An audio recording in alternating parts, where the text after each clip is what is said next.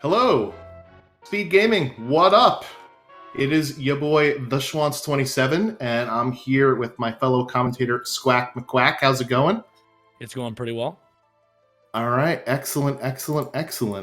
We have a fun affair for everybody today on the Speed Gaming 2. First of all, thank you, Speed Gaming, for hosting Final Fantasy VI Worlds Collide. It's a randomizer for Final Fantasy VI. We had a question in the chat: how is this even randomized? Well, the randomizer changes a ton of things, including where you fight bosses, what items you get out of shops and chests, which rewards come from which games events, which enemies you encounter, what characters you acquire, the abilities that these characters have. So it'll be a fun show. We never know what we're going to get, right, Squack? I really hope it's not sketch, that's for sure. Yeah, so let's talk to you about the set of options for tonight. We are doing what is called in the community the Ultros League Standard Race format. So there is a league that will be starting up soon called the Ultros League. That's ultrosleague.com if you want some more information, where the goals for the randomizer are to defeat Final Kafka. And in order to defeat Final Kafka, we need to get a minimum of 6 characters and 9 espers. So those are the goals for the seed tonight. We do have a few curveballs here, like there is a KT skip where you can go right to the statues instead of going through Kafka's Tower the normal way if you recruit either 9 characters or 12 espers. So if you are overloaded on one or the other, you could actually skip over to the statues, and we'll see how our runners get on. What do you hope to see out of tonight's race? I, for one, hope that I see at least one KT skip comeback story. I always like seeing somebody a bit behind because they're overloaded on one check, and then they KT skip, and they're right back in the action, and they're right there with everybody else. I need to see the comeback story of a lifetime. Yeah, that is always fun and always something to watch out for. So we are just about to start here. So we will find out which of the 3 characters we get to start. So we start with 3. We have to recruit 6 total. So that means there are 3 characters that we have to find in addition to 9 espers. Also, we will find out what their abilities are. And in this particular randomizer, your enemies get scaled either downward or upward, depending upon how far along you are in your progression. So for every character and esper, the bosses will be twice as many levels. So we're starting with 3 characters and 0 espers. That means our bosses will be at level 6 to start off. So usually what you want to do is to avoid free checks at the start. So free progression at the start usually means if you're level 3 and you're continuing to level up your enemies, it will make your start much slower, which in the end will make your run much slower. So usually what we'll see out of the competitors is going through a check or doing some fights to start to get your levels up a little bit. That way it makes your progression a whole lot faster and a whole lot smoother. Yeah, so question in the chat, the 8 dragons is actually not the requirement. It's just you can't actually put down a dragon maximum, or minimum rather, without putting down the maximum. So if I clear that away, I can't actually put 1 dragon, can I? Oh, I can. All right, well, that's something new since the last time I did tracking. So we're learning this out on the fly. So no, there are no required dragons. However, dragons are scaled, and they do give a lot of XP, as well as a bonus reward for defeating them. So that will definitely help out. Saberwolf's icons are wrong. All right, let me fix that for you. Yep, there we go. I screwed that up. There we go. Perfect. I think Saberwolf Gaming is also 2 M's. Yes, that should be fine. But we are off, and let's see what we start out with for this particular seed. Oh, it's Yeti start, and Gogo and Strago. Oh, everybody's loving you for rolling this seed so far. Oh, wonderful. Yeah, so Strago starts out with Capture, which anybody that's played Final Fantasy VI Vanilla knows that capture is actually an ability that comes from equipping a relic on lock. But in this randomized abilities, you get it to start out with. Umaro is an uncontrolled berserker character, and Gogo, you could actually put any of the abilities that is your current stable of characters onto them. As we see a Rage Ring coming out of the Returner's hideout here on Javinator's screen. So something you'll see runners do very early on as Edgeworth is checking this monster in a box, and it is Katana Soul early, Yeah, so we got Edgeworth an early has found sighting. Katana Soul. Yeah, so why is that important, Swack? So Katana Soul is actually the monster in a box that actually gives you the relic called Offering. Offering allows you to attack 4 times at a weaker stat, basically, a weaker attack. However, if you do pair that with, Atma Weapon or Valiant Knife or Fixed Dice, those actually don't really care about the weakened attack because their calculations are done without that actually hindering the damage that they deal. So doing 4 attacks with a Valiant Knife or a Fixed Dice early just means more damage faster.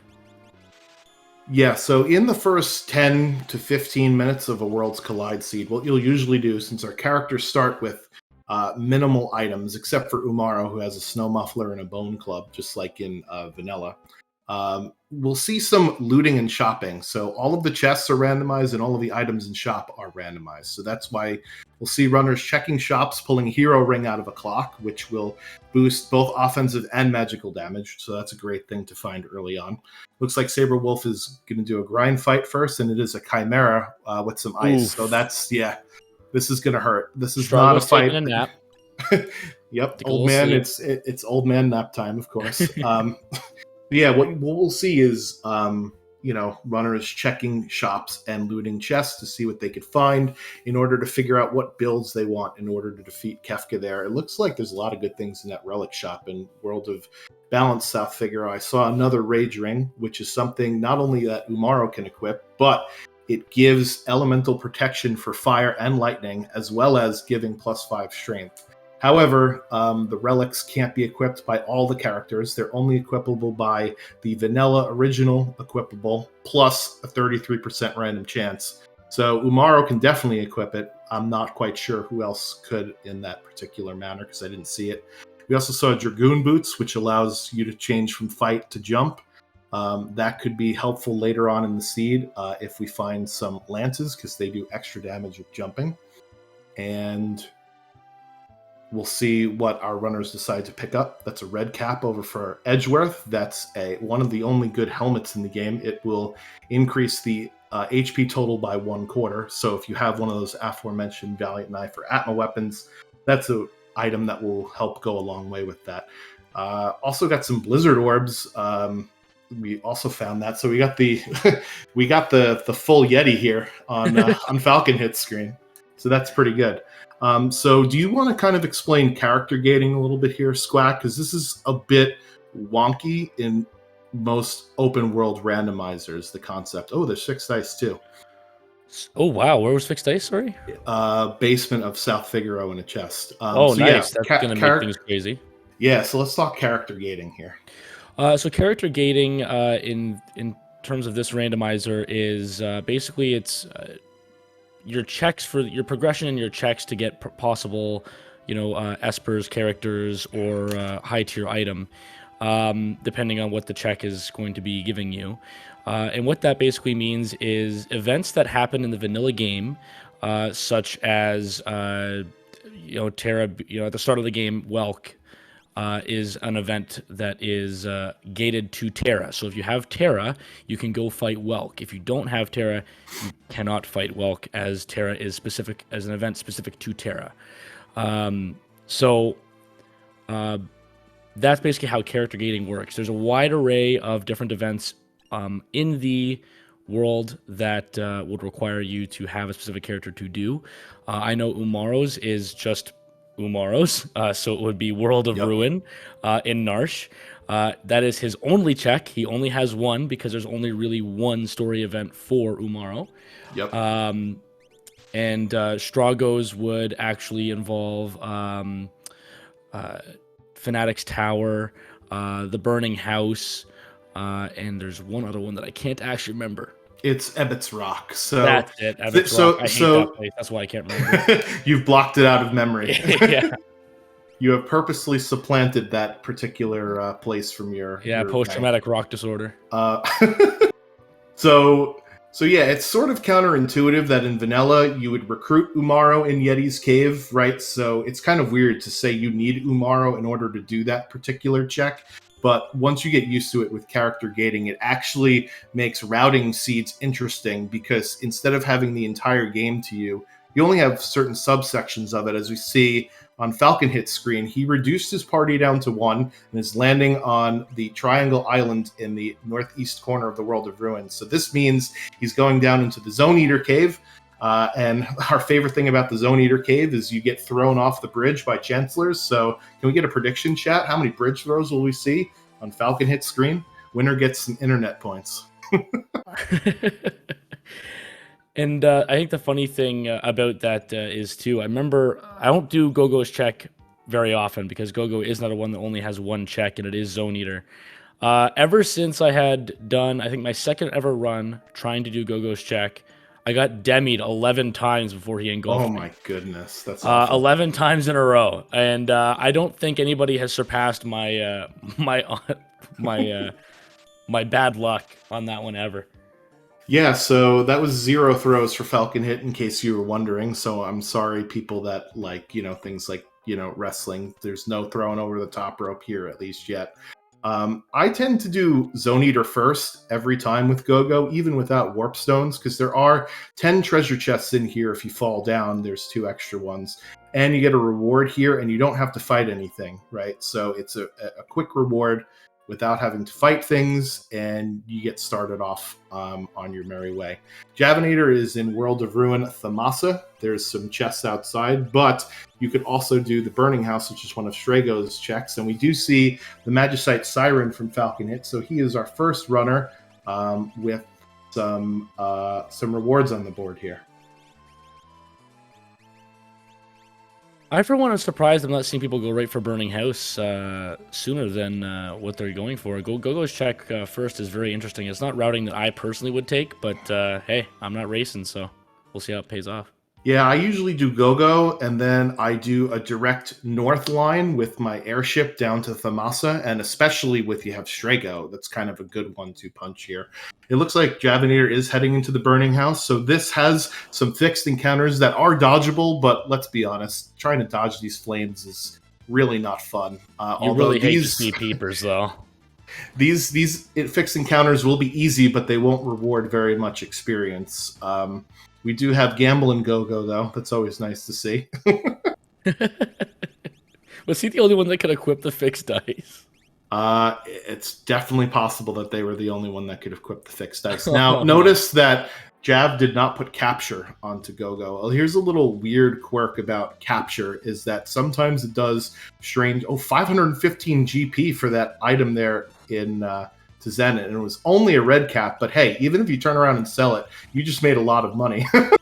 That's one of the lowest to Zen thieves I've ever seen, triple digits. That was a steal. Well, anyway, speaking of steal, when we're talking about Capture sometimes does wonky animations with some of the items, one of which being fixed dice. So if you try to use the Capture command with fixed dice, you'll actually miss every single time. So don't capture with fixed dice, folks. That's interesting. Yeah, I learned it the hard way, as I do with many things I know about Worlds Collide, is you learn it the hard way here.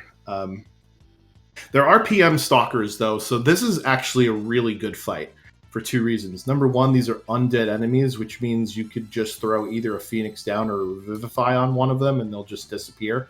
They don't really have much health. They don't really do much except for Drain, which only gives them HP back that they're missing, so it usually is like a 3 or 4 damage attack.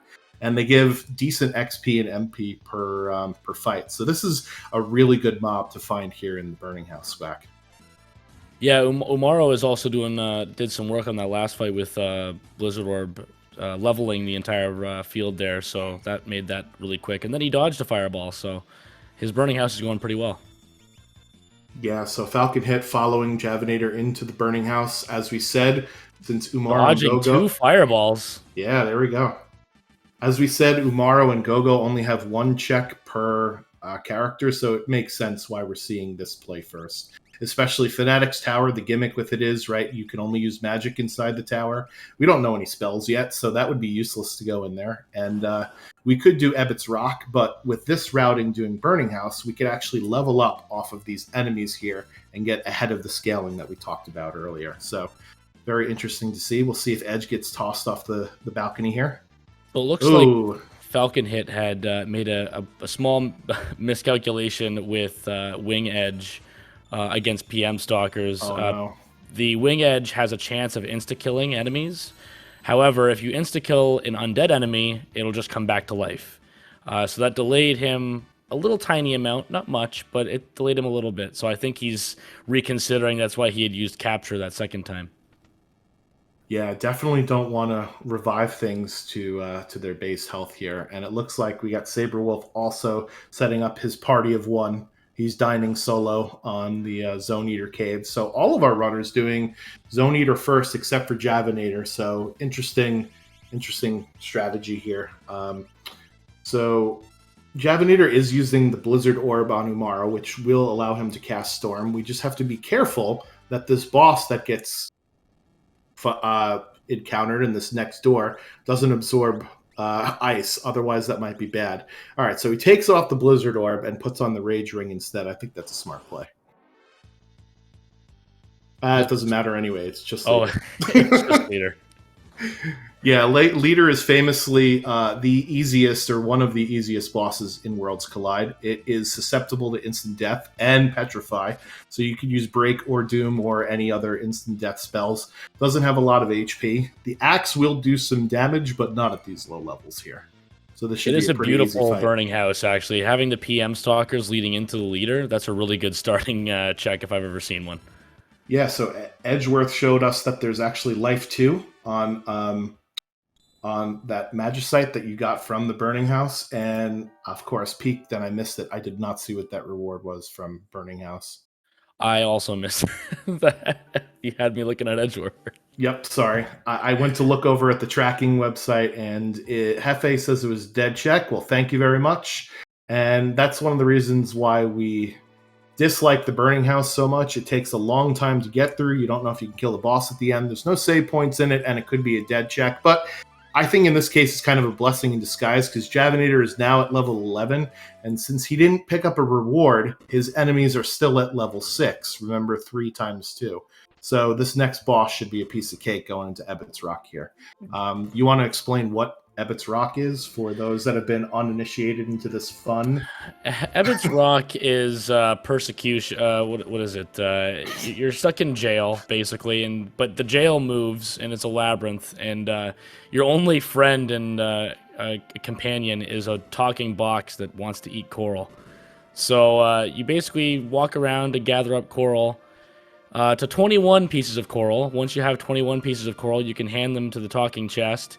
He will eat said coral and walk away, and then you fight a boss. It's the random. So that you have to step on randomized buttons. The buttons will take you somewhere random, and you just have to keep going to the nearest button. And the buttons don't have a certain link. They don't warp you to a specific room. They warp you to a random room every time. They could warp you in front of the box. They could warp you in front of the entrance like 5 times. It's happened to me. Trust me. You don't want to be here unless you absolutely have to be. I can't believe somebody is willingly doing Ebbets Rock. 2 people are willingly doing Ebbets Rock. I love Ebbets Rock, actually. I usually get it done in under a minute. It's funny that, Thunder Shield and Thamasa, so that'll be good. That'll teach Bolt 2 on whoever's wearing it.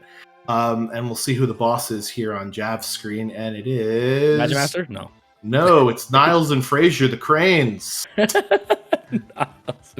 So how I like to remember this fight is one of the Cranes absorbs fire and the other absorbs lightning.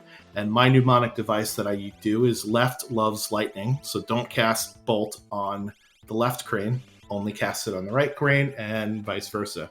So yeah, Thunder Shield coming off for Jav on the correct Crane. If he would have put that on the other Crane, he would have healed the boss for a lot there. That would have been I am bad. surprised he hucked the the thunder shield's so quick. The cranes are weak. They don't have a lot of health. Yeah, so I would have saved that shield.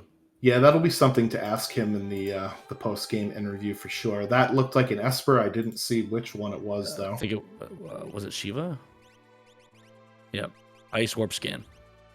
All right, perfect. So that was Ebbets Rock, ladies and gentlemen. So yeah, it's strange, right? We play randomizers, yet we hate a complete RNG dungeon. It's kind of like oxymoronic almost. Like we like a little bit of randomness, but not so much RNG. But yeah, it's the most obnoxious thing ever to play through. You experience it for yourself, and you'll completely understand. Watching it's like, oh, it's not that bad. It didn't take that long, but sometimes it can. It depends on how much the rock loves you. Did Edge go through Burning House? I don't remember. I don't remember either. I don't think so yet. Okay.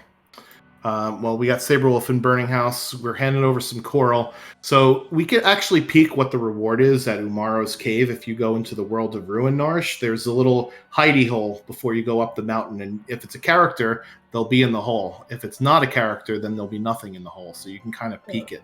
I think you mean World of Balance Narsh shows you the hidey hole. Did I? Yeah, I might have said the wrong. Ruin. I completely apologize. That's okay. My bad.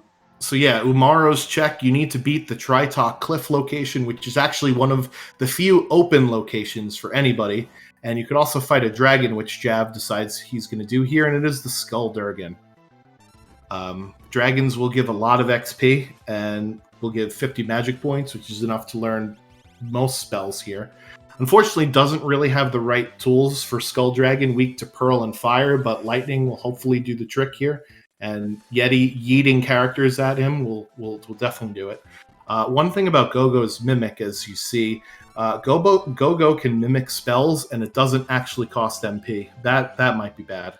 At least it wasn't on the fixed dice user. Looks like Edgeworth is fighting Skybase, and I hate Skybase because he has Blaster, and that will insta-kill anybody who successfully gets hit by a Blaster.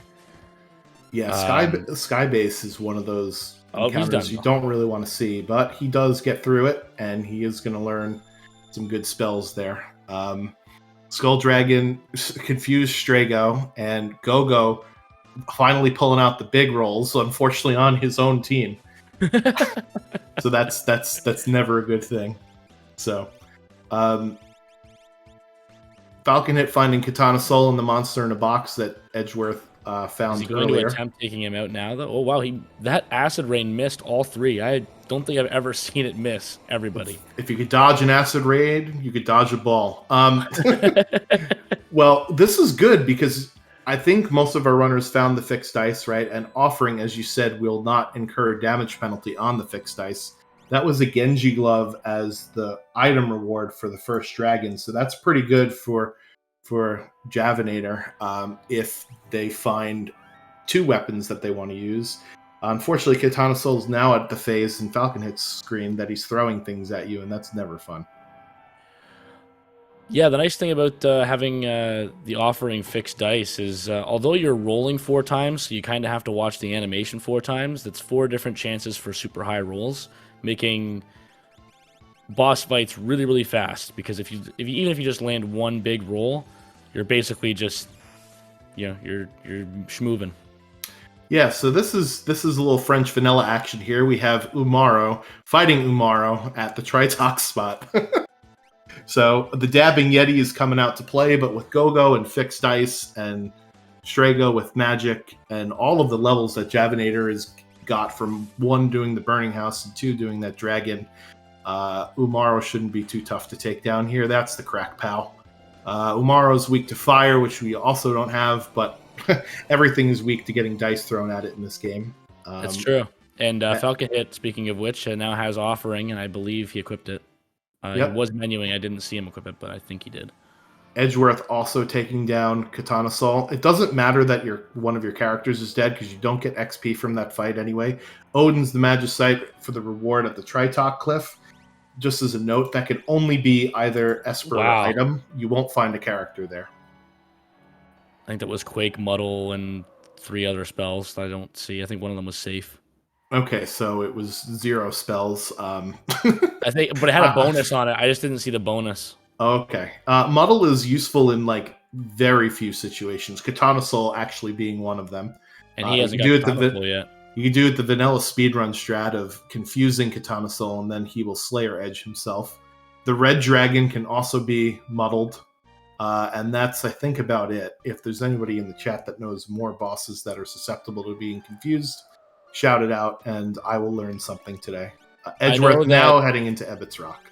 I know that Hedonites can be muddled or confused, so they can turn on the Hedon itself. Interesting.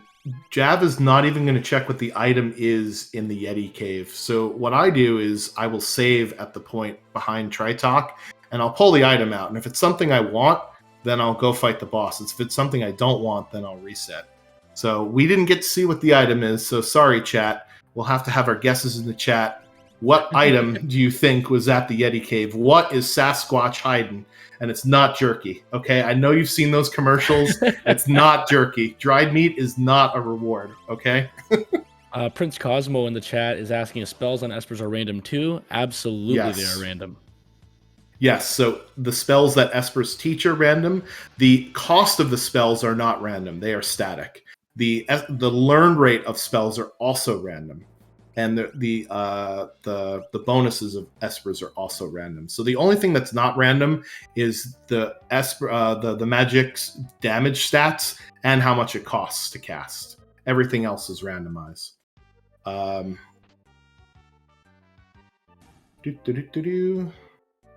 We missed an experience egg, apparently?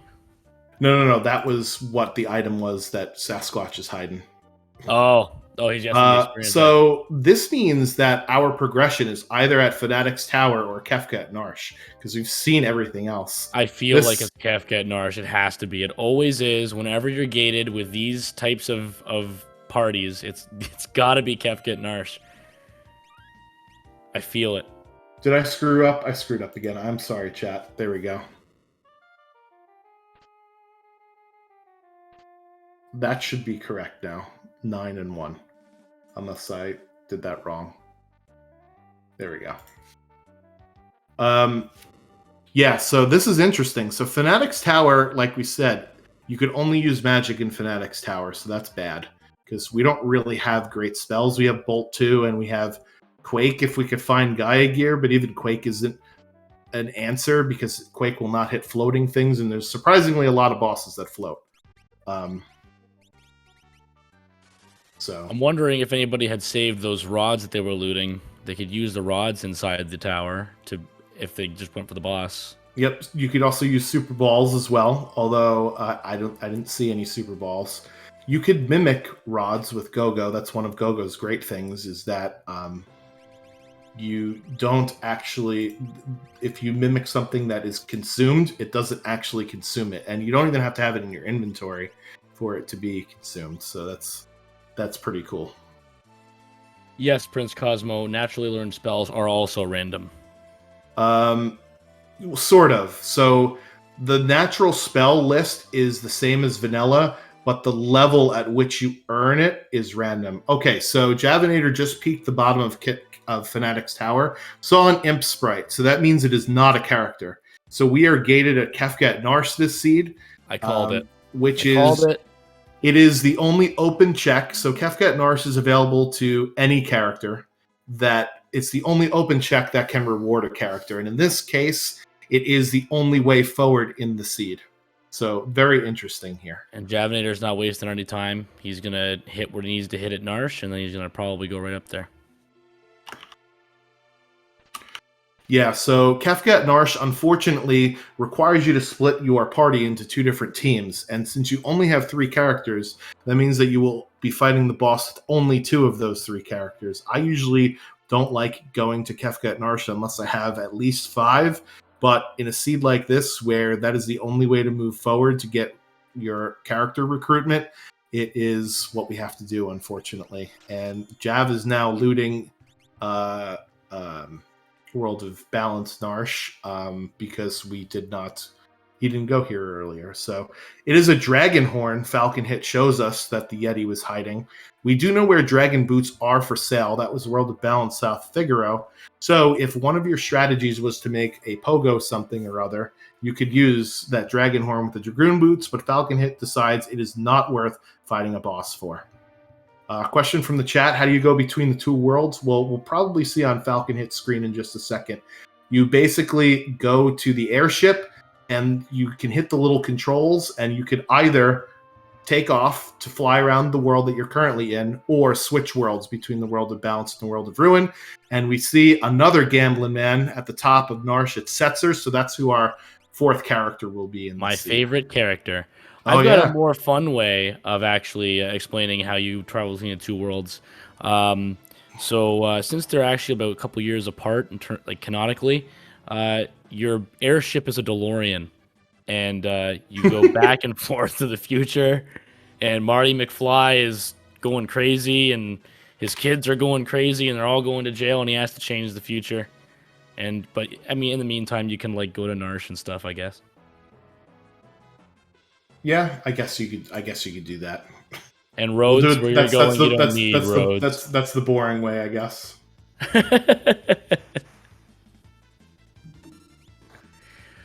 But yeah, Setzer is my favorite character, and he can wield fixed dice.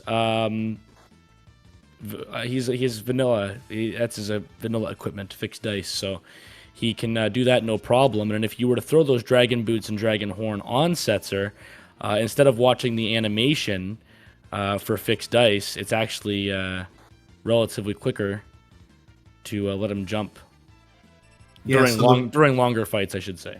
So the boss that's gating us is my favorite punk band, Rizopus and the Piranhas. This is usually a bathroom break.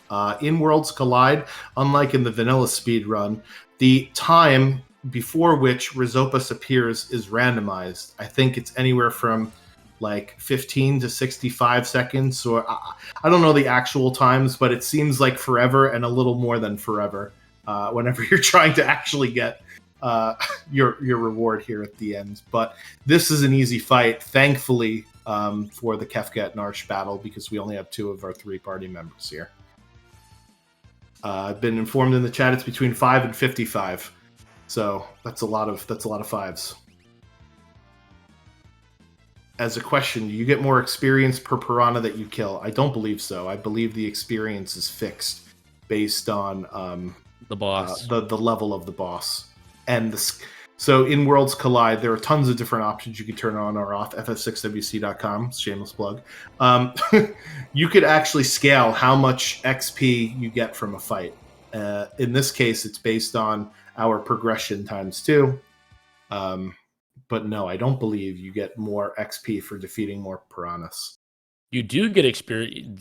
That scaling that you're talking about, actually, when you're facing I forget what its actual name is. It's like that big flame orb. Flame Eater? Flame Eater, that's it. The bomblets that you kill in that boss fight actually will give you what their experience and what they're worth, even if your experience scaling is 0. The bomblets will actually still give you experience. If your bosses don't give you experience, the bomblets will. Well, I never run with that option on, but that's good to know in case I am thrown into a chaos seed. So let's talk about. We just got Setzer. I didn't see what his ability is. Remember, it's not slots or GP rain. I mean, it could be, but it's not necessarily. Setzer opens up 3 different locations. The first of which is the Colon Inn, which you could check in either the World of Balance or World of Ruin for a reward, where Setzer's hanging out drinking. He could also check Daryl's Tomb, which is another reward, and you can actually see what the reward is on the tomb before you fight the boss. And the third interesting thing is that, so you see simultaneous boss kills on Edgeworth and Saberwolf. We'll see what the reward is, and it's Mog. Mog with Rage. Rage, nice. Immediately getting rid of Setzer, so Setzer must have not had anything good. Yeah. Setzer also allows this interesting thing called Search the Sky, which will automatically get you to the Doomgaze spot. You could run into Doomgaze as normally like you would in vanilla, or whatever's at the Doomgaze spot, because remember, all the bosses are shuffled around, so it's not Doomgaze that you'll fight by running into Doomgaze. But Setzer allows for you to automatically check that without having to find it. Right? There's an option on the airship when you go over to the World of Ruin. We're not going to see Javinator do it. He's just going to go right back to Narsh and do Mog's only check, which is the Lone Wolf. Pretty linear seed so far, because we have 3 characters that have only 1 check. Right, and I was just going to say, Setzer doesn't specifically open the Doomgaze fight. You have a random chance of still hitting him. I have seen some races that were really cool to watch where there was one racer who actually hit Doomgaze and nobody else did, and it got him an Esper ahead. So that was really interesting to see, and Setzer didn't show his face for the entire run. So that was really interesting to see. But that may or may not have won me a race before. Yes, exactly. Doomgaze does giveth sometimes in that fight, but Setzer will just let you find him. So it's a nice kind of free boss fight whenever you want it, kind of thing. Oof.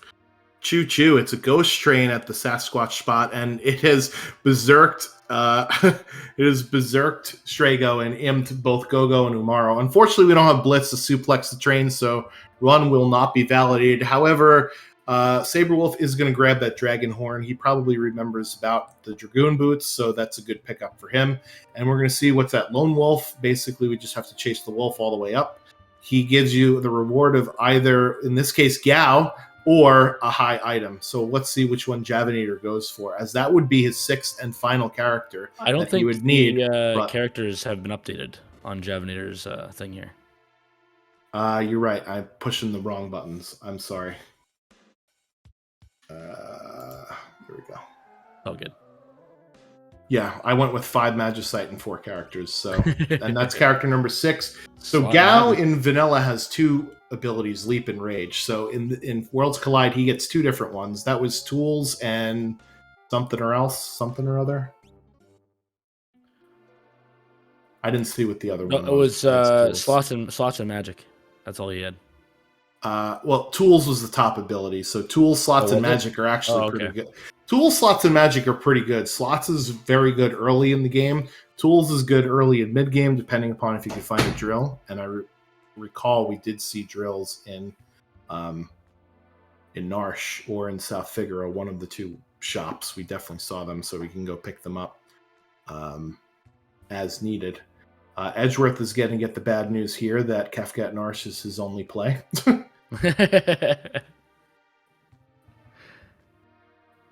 And Falcon promptly leaves. Yep. So one of the things that's cool about Worlds Collide in the character gating concept, like I said, is sometimes you could look at what the world event or the check is before you actually do it. And Fanatics Tower is one of those where if you look at the bottom and you don't see a character, you know that your reward is either an Esper or an item.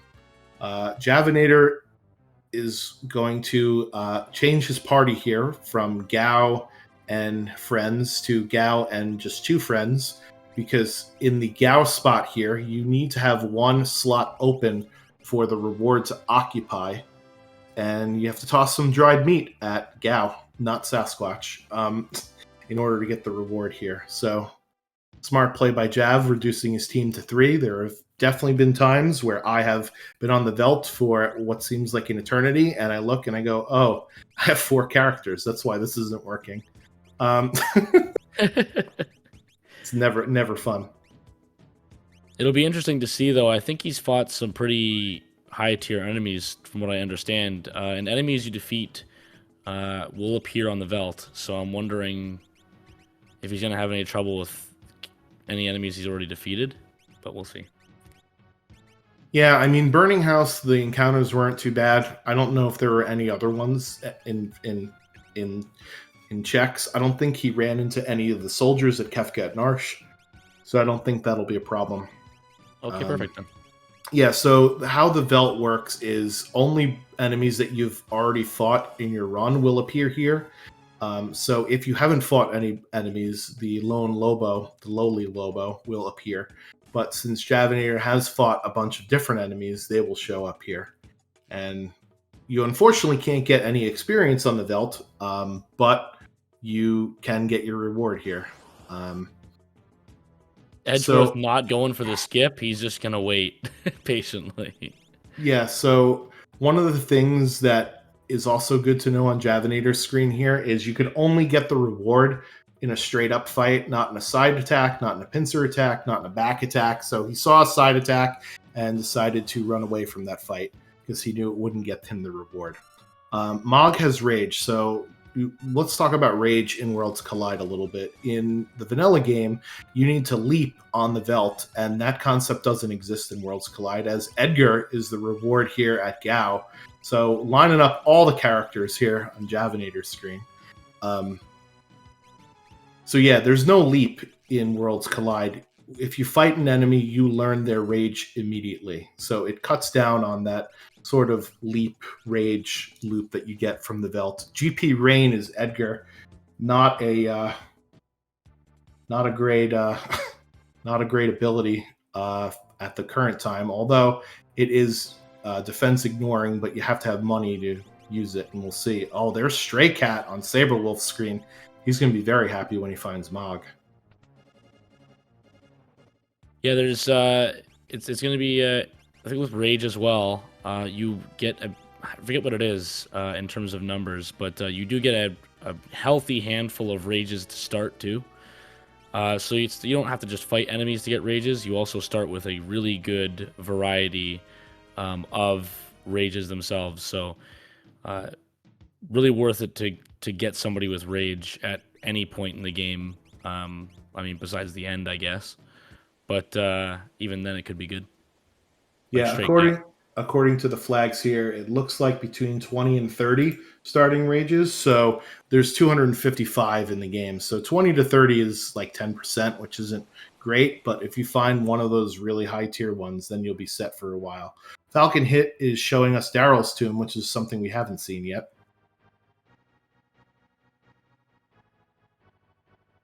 Master Pug and the Monster in a Box.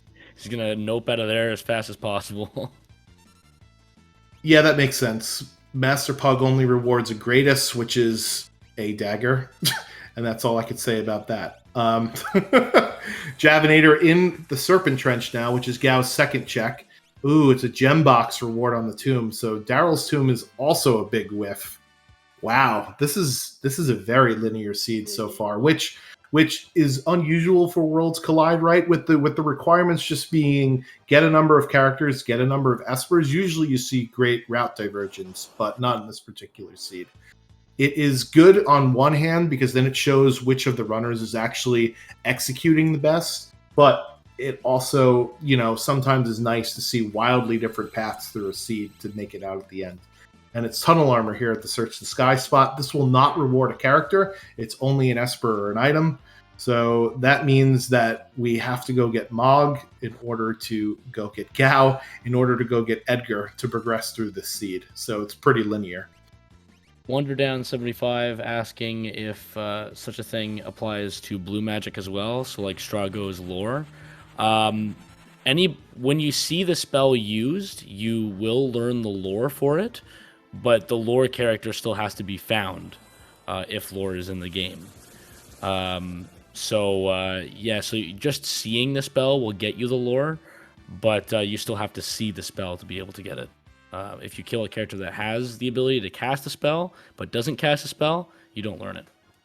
Yeah, so you could also change that in the options too, right? You could change it so that the lore character has to be in battle in order to learn the spell, or anybody can learn the lore as long as they see it. And then when you get your lore user, that spell will automatically show up in the list.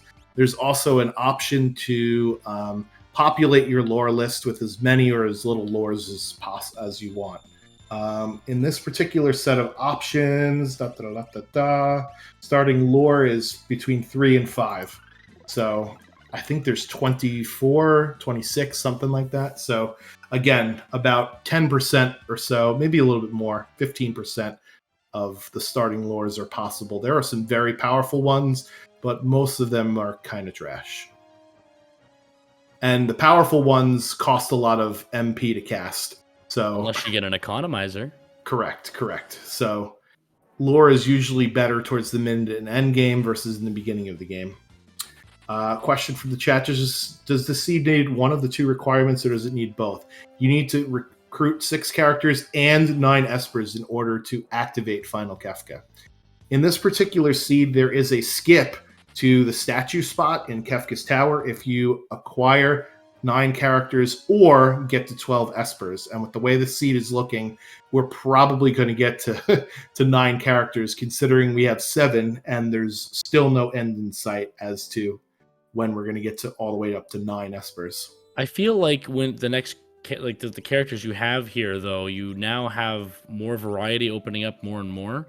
If you end up finding characters, it might be worth it if it's a quick check, just to give it a check really quick, just to see if it's a character, because that KT skip is no joke. If you can get that fast, it might be worth it.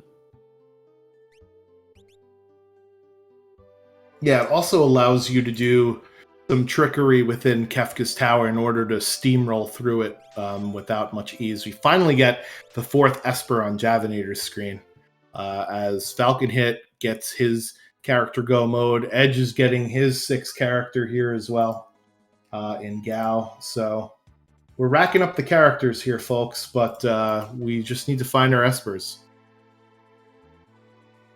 Double sniper on Mog. I did not see that. That's a pretty cool setup. So sniper is an interesting item. I would put it underneath the top tier in the second top tier. It does have a chance to do 3 times damage to floating targets, of which much of the final boss and many of the harder bosses are floating. So 3 times damage is always good. And if it's not floating, you can still do 1.5 damage, as well as being back row equipable, meaning it does the same damage in the back row as the front row. So it is a long range weapon, and it has a chance to proc for 3 times damage. So it can be really great in the right hands. With a Genji glove, it's also pretty nice as well. Twice as many opportunities to proc. Another dead check is Search the Sky. I don't remember what this was. Oh, it's an Aegis shield. It's a really good shield. It's the best shield. It was worth it. He said with heavy sarcasm. Yep. So shields in this game, really you're looking for elemental shields because they provide basically the same protections that the best shields do, and they also will either absorb or nullify lots of different elements. So Aegis shield is one of the better shields, but it's not an elemental shield, unfortunately. And that's usually what we're looking for. All right, so now with our crew, we'll see what Javinator does. He's obviously got to go do Edgar's checks because that's the only checks that we have. And he's got sort of like a combo breaker, if you will, killer instinct of checks here. He has the South Figaro Tentacles engine room. He also has the South Figaro throne, and he has the Ancient Castle. So in order to open up the Ancient Castle, you need to first clear out the engine room tentacles like in the vanilla game. So a lot of runners like to do this little 3-piece combo here with some honey mustard sauce on the side, obviously. And we'll see what Javinator runs into here as Edgeworth is on the Veld, as same with Falcon Hit, and they will find their 7th character, Edgar. Saberwolf and Daryl's Tomb is going to unfortunately run into the dead check of the gem box. Oh, does get a Thunder Shield in a chest, so that's at least decent. Edgeworth has to deal with Skybase again. He just got blasted. Strago's sleeping now. It's nap time for Grandpa, I guess. He's blaster again. Gogo's dead. Oh, he's not dead. Okay, good. Yeah, Skybase is one of the more annoying regular enemies in the game because of Blaster level 5 Doom. I think they can also do level 4 Flare, which, again, if you're unlucky, can be devastating if you're a multiple of 4. Unfortunately, like I said before, a side attack won't actually get you a character. We did see a merchant sprite for Javinator in the engine room, so this will not be a character. So that means our 8th character is either on the throne or down in the Ancient Castle. What is your prediction, Squack? Where are we going to find character 8? I'm thinking the throne, And then I hope he doesn't go to the ancient castle. I hate the ancient castle. It takes so long to walk down there and the castle to move. And You got to vote for the castle in the chat. Well, here's the thing about the ancient castle, right? Yes, it's long and annoying and windy, and you can't warp out. But after you get onto the throne, you are never ever going to be closer to the ancient castle ever in the seed, the rest of the seed, right? So if you are stuck hard gated behind ancient castle and you leave, that's going to feel so much worse. So that's why I begrudgingly almost always do ancient castle, unless I'm almost at my requirements, right? And say I just need an Esper, then I'll go do something else. Oh, it's an Aura Lance. It's not even a reward here. oh man, Scrack, you are going to be public enemy number one of these runners here. I'm not allowed to roll the seed anymore. You're taking my privileges away. I just kind of sit in the corner now and with my microphone. Hey guys, I didn't roll the seed today. It's gonna have to be somebody else. Oof. Big oof. I'm in timeout.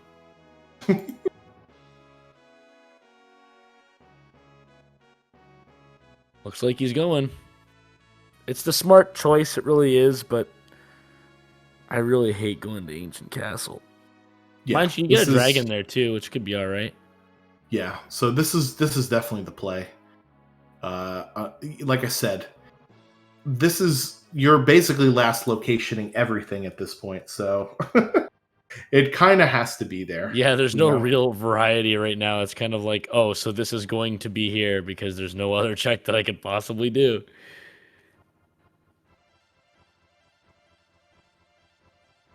Yeah, so down in the Ancient Castle, there are 2 monster in the boxes, but since we already found the Katana Soul, we don't really need to go looking in them.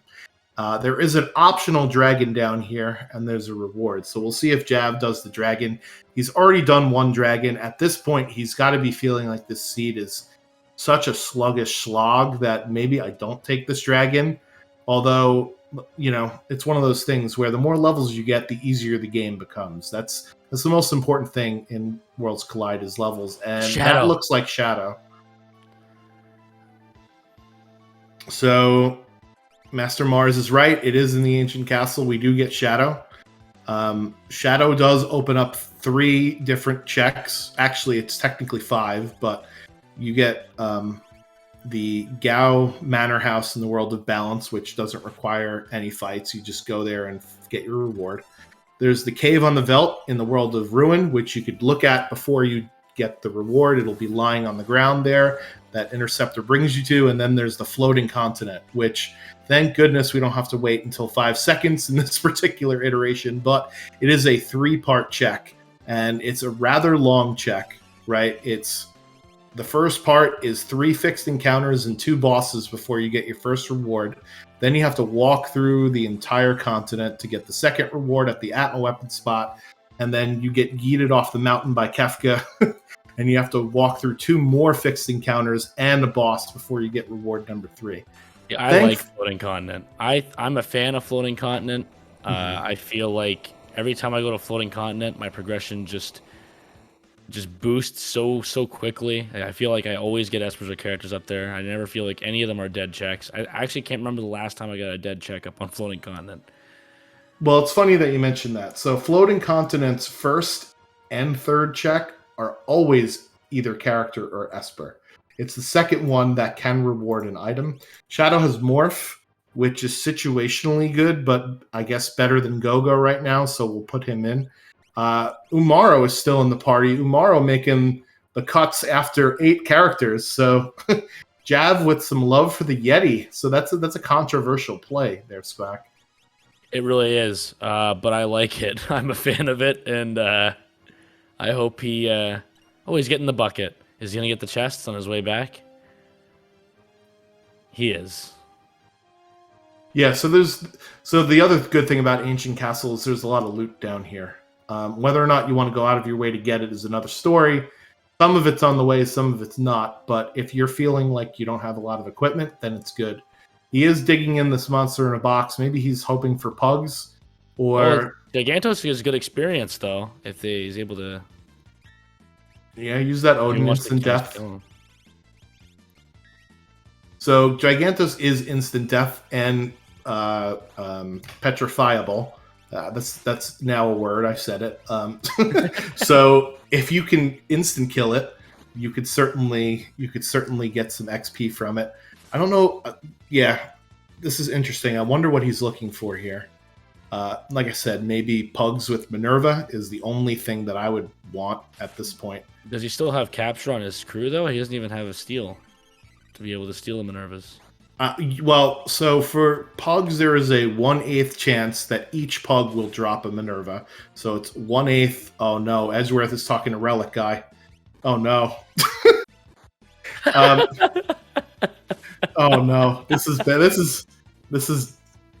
He's. Don't worry, boys and girls. He's just manipulating RNG with all this menuing. it was for the stream. He wanted to see the guy run into a wall with the running shoes. Or sprint boots, or whatever he actually uses. I completely lost my train of thought now. We've all done it. It is what it is. It's so true, though. I'm sure we've all at one point tried to talk to the Relic guy really quick and accidentally talked to the guy to watch him run into a wall. Oh, goodness. So yeah, there's a 1/8 chance that each Pug will drop a Minerva. So it's one of those things where, it's not a very likely thing to happen, right?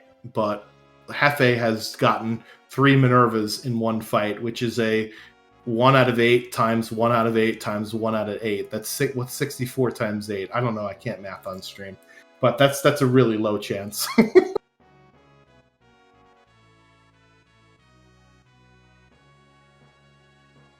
$512.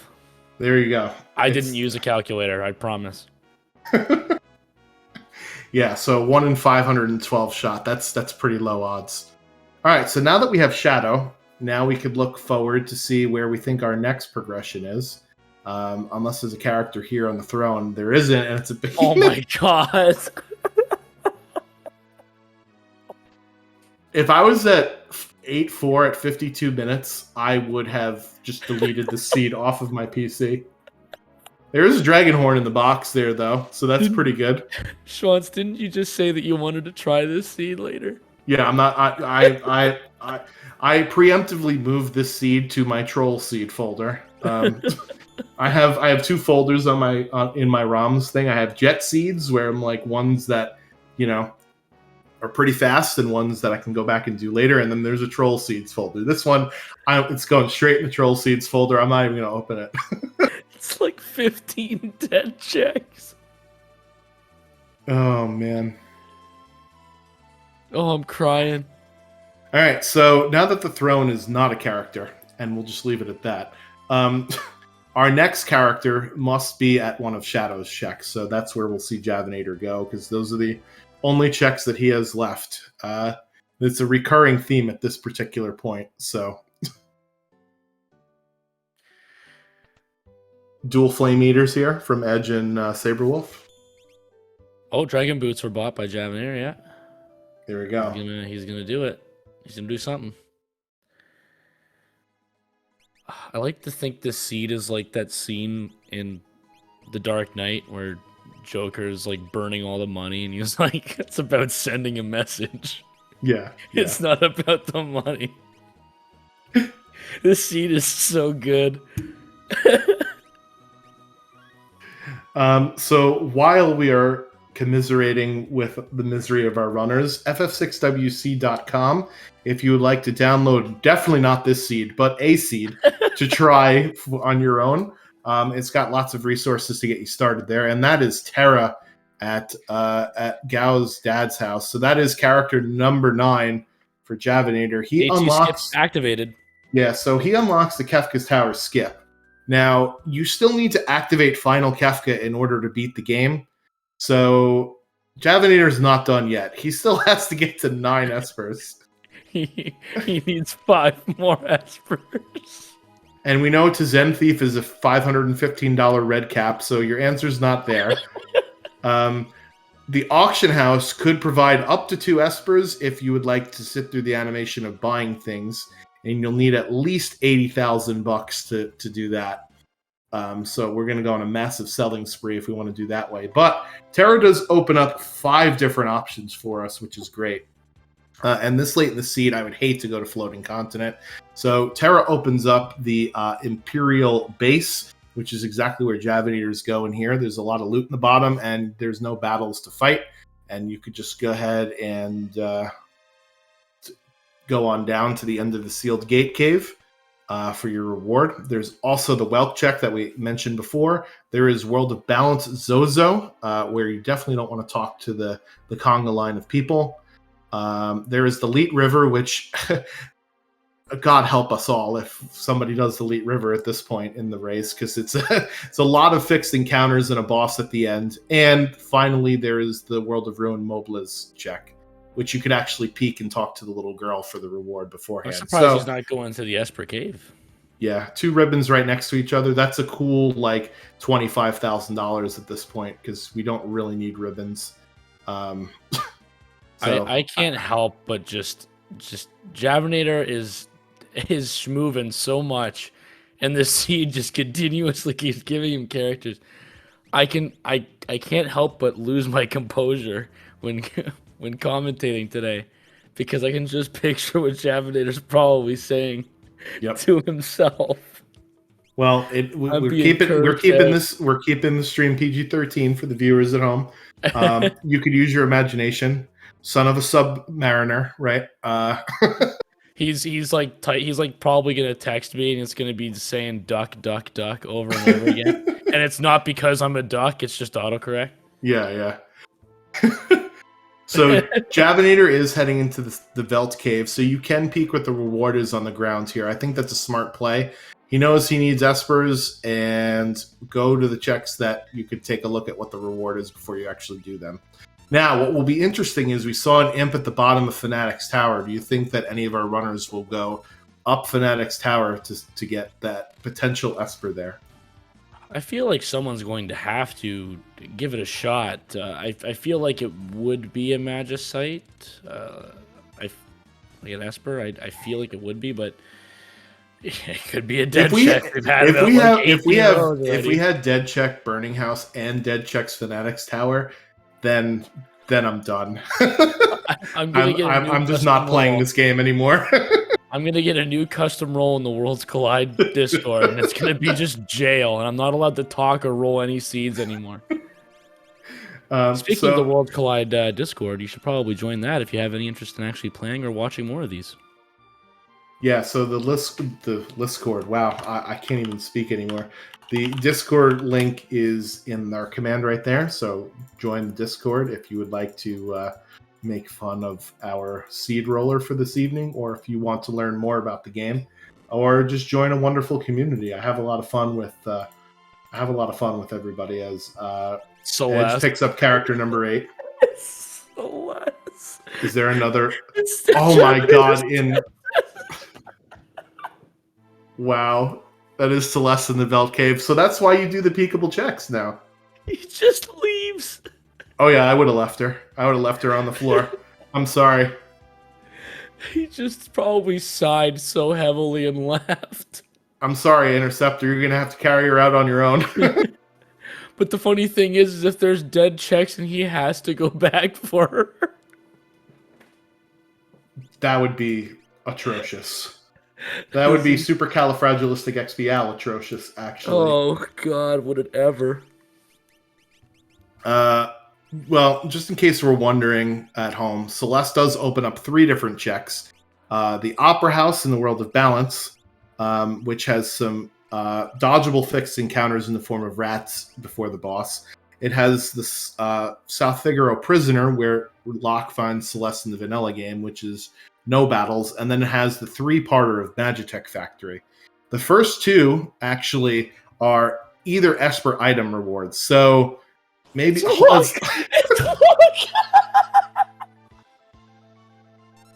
100% seed brought to you by. So actually, Celeste might not have been that terrible, because the first 2 rewards of Magitech are only Esper item, right? So if we're looking for Espers, that might be it, but I don't want to get character number 10. This is, yep. Shout out to you, Squack, for this seed, man. I am Kafka. Just for reference, we were talking today about how, we've had a few races recently of this flag set that have been in the 110s and 120s, and we're fastly approaching that, and we're not even close to being done. This is incredible. I love this so much. I have never enjoyed watching her run more than I have tonight. It's like that. Have you ever played Super Castlevania, or not Super Castlevania, Castlevania 2, Simon's Quest, where it's like, what a horrible night for a curse. Yeah, oh yeah. That is... That's this. Yep. Oh, man. Yeah, this honestly might be the worst seed I've ever seen. This is truly abysmal. And I've been playing this game for a long time. Here's the good news almost a year, at least. Here's the good news for all you people trying to think about getting into this. You'll never get a worse seed. You can only go up from here. Okay, so Edgeworth is in the Coliseum. So the Coliseum and Worlds Collide works differently than the vanilla game, as we did see an ice shield for a leather hat. That could be something to pick out. But we do have the...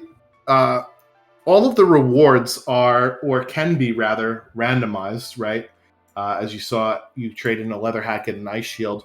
Also, the enemies that you fight are randomized too. And there's an option for a rewards menu, like we saw Edgeworth pull up, that will tell you, you bet item A, you get item B. And you could set how many of those items are visible.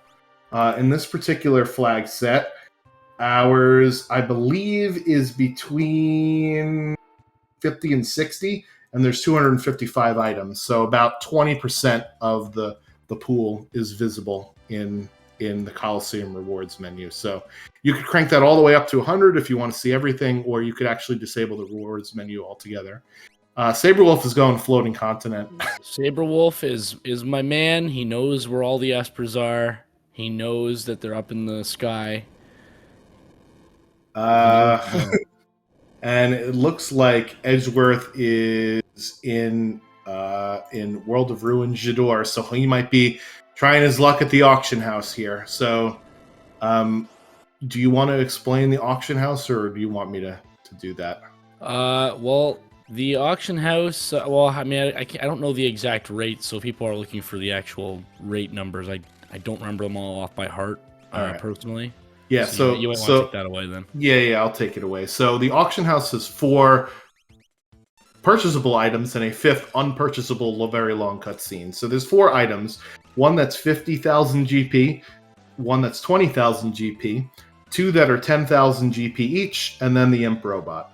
So the 5th. So every time you buy an item, you remove it from the pool, and the auction house's chances of an item showing up are on a cascading scale. So the 50,000 GP item is the most likely to show up. It's either the 50,000 GP item, or 50% of the time it's something else.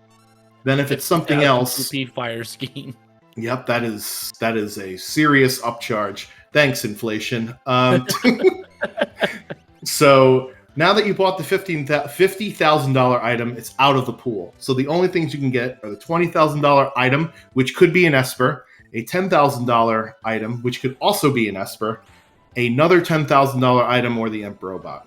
So how it goes now is the $20,000 item, or Esper, has a 50% chance of showing up, and then the rest of it has a 50% chance, as we do see the Esper on the ground there. Phoenix. Now, if you buy the 20,000... Oh my god, that's Realm. He has seen 12 characters. He has seen 12 characters and not picked up Celeste. All he needs to do is pick up Celeste, and he has every character. Oh my. Come on, Javnator, go back for Celeste. Do it for the stream. Go back there, pick her up. You need all the characters. Yeah, this is definitely the oops all characters setting. So now that Edgeworth has bought the $20,000 Esper, there's a chance of the $10,000 either Esper or item, or 50% it's the other stuff. So now is the chance where we'll probably see an Imp Robot show up. And if you do, it's an instant reset. So that's why Edgeworth is saving every time he buys something. So it says Glowing Stone's still available. So that means there's another Esper in here at $10,000. That was Crusader from Javinator. That's the Imp Robot. That's an instant reset. There's a reset. I would like to point out that Javinator found, let's see, 1, 2, 3, 4, 5, 6, I think 7 characters before finding an Esper. Oh man! So how many Espers does Edgeworth have now? Have we kept track of that accurately, or? Yes, he has 4. Okay. He will pick up his 5th if he can get lucky. Punk. That was Vargas and the Apple brand toilet. The iPoos down on Saberwolf's screen. That was fight number 2 on the floating continent. I didn't even see what the first fight was. That's a second Imp Robot for Edgeworth. So that is an Esper there lying on the ground, though. So I yay told for you, Saberwolf. The Espers are all in the sky. Falcon hit also at the auction house. So let's see if Edgeworth gets lucky this time or if he gets Imp Robot number 3. Let us know in the chat how many Imp Robots we'll see.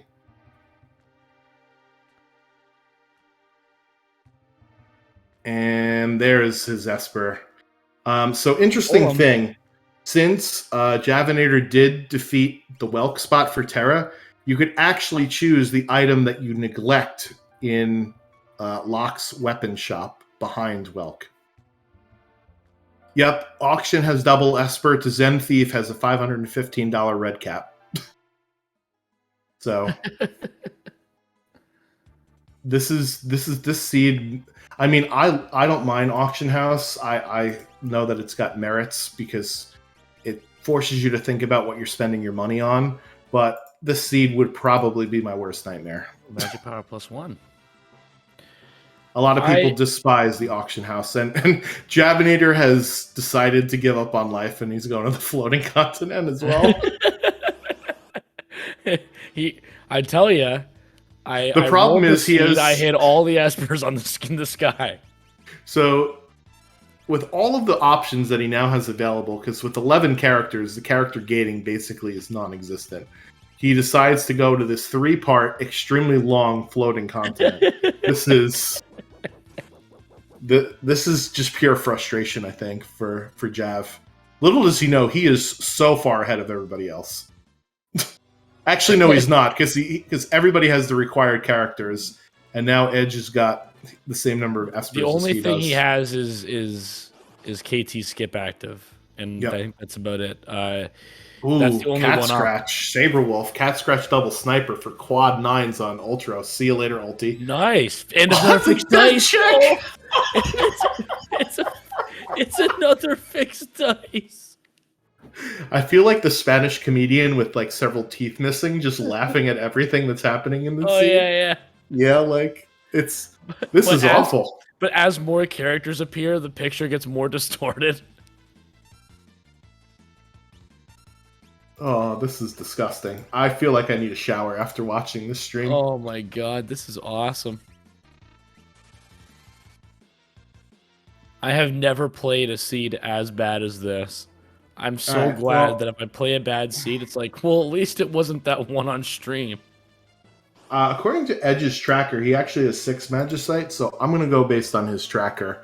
So he's technically in the Esper lead here, which is the only thing that matters now because everybody's got the required characters, right? So in spite of the fact that Jav has done so many more checks, Edgeworth is actually in the lead here. He's about to hit Celeste to grab the KT skip as well. And Celeste might actually have better checks. Nobody else has Celeste right now. Celeste might have checks that actually relinquish Espers. So it might differentiate the routing a little bit and put him ahead. Falcon hit grabbing his skip there at Gao Manor. Celeste has Magitech, like I said. So that is 2 Espers. And Edgeworth thinks about it for a second and he decides to go for it. He thought long. Either he thought long and hard or he threw his controller and it's just moving on its own now. Falcon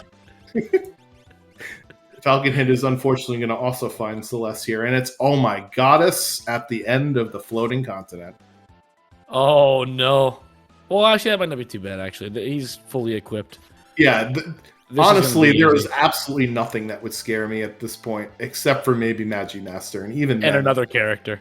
it would be ridiculous, right?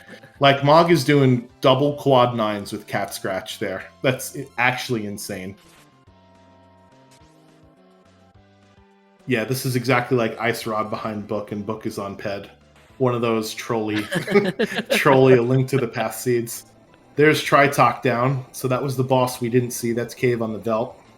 And let's see what we get for Saberwolf. It is an Imp sprite, so that is Magicite number 5 for Saberwolf. So Floating Continent will get you 2 Espers. That'll make Javinator happy. It won't make him happy that he had to go through all of this nonsense to get it, but hey, beggars can't be choosers here, right? I think some very strongly worded Discord messages coming my way soon. Yeah, so we got 3 skips here, and Saberwolf will probably throw a rock at a check, and Saberwolf will also get his skip. I could conceivably see a way to get all Espers if he does Sealed Gate Cave and Zozo and Mobliz, and all of those are Espers, right? Oh no, that would only put us up to 8. I can't math.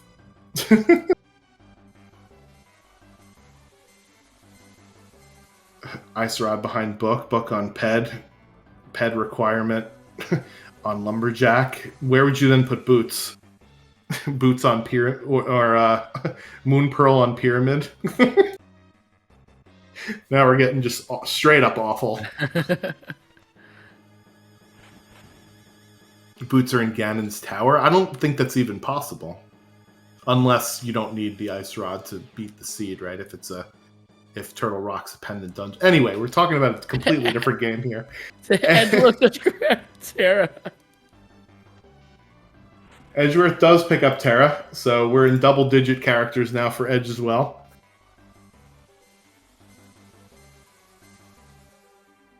I hope he does. Super Ball. Falcon just got. I don't know what checks Edgeworth is gonna do. I wonder if he's gonna stick with the Terra checks or try. It looks like he's gonna go to South Figaro for Celeste's check. Yep. Saberwolf going to be the first one to show us Sealed Gate Cave here.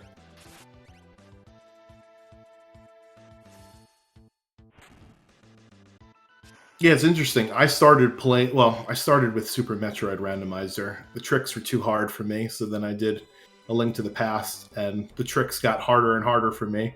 So I decided something that's not mechanically inclined. As you see Edgeworth getting, I think that's Magicite number 7 for him, putting him squarely in the Magicite lead. Down in Celeste's cell. He hasn't peeked what Stray does yet. Looks like he's about to. Life 3, that'll be good for Final Kefka, although we've got Golem anyway. Oh man, it's Dragon Horn? Is that Sealed Gate Cave? Woo! Oh man. We are on fire, folks. It wasn't funny after I had laughed so hard, and then it got funny again. That Imperial is a villain. He's just staying in front of him, we'll let him out of the. This is great. SMZ, perfect. Yeah, maybe I'll give it a shot one day.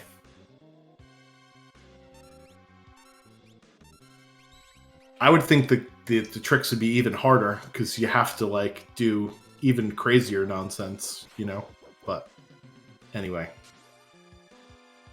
I can certainly play it casually without doing some of the tricks, like Icebreaker or the skip in the Swamp Palace and all that other fun stuff. But that just means I can't race it, right? Saberwolf is going to find out it's a lock. Well, he's going to do it anyway, because why not? Everyone's got KT skip. Nobody gets any special lead. There is no comeback story that I was hoping for. It is just let it end. That's the story. Well, you were correct in predicting a skip. You just didn't realize that it was going to be at what everybody. cost. Right?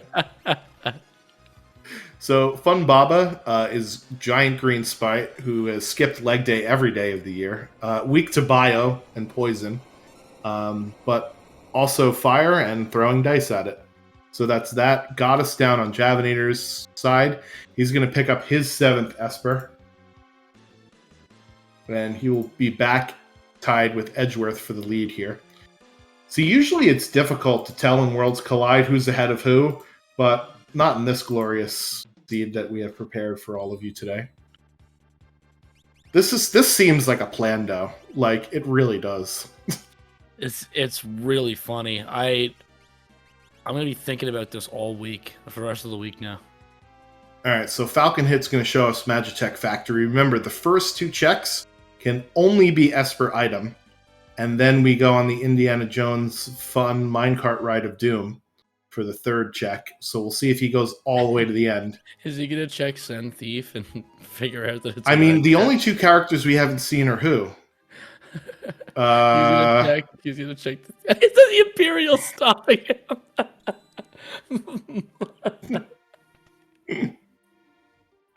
We haven't seen Sabin, and who else are we missing? Oh yeah, we don't have Sabin yet. I thought we did for some reason. Who are the 2 characters we're missing? Sabin and we've seen Realm, right? Yeah, we have. Yeah, we've seen Realm. I think it's just Sabin, isn't it? Cyan, yes. It's Cyan and Sabin. Cyan, yes. Good call. Good call, Master Mars. Yep, so those are the 2 that we're missing. And that's a shame, too, because Cyan has some of the best and fastest checks. Yep, so Cyan's Dream is a 3-part check, and the 1st and 3rd rewards are only Esper item. So in a seed like this where we're starved for Espers, that would be a good check to have. Yeah. The Doma Siege is a peekable check. You can see what the reward is when you walk out the door, so that's another good one for a flag set like this where you want to peek the reward before you do the check.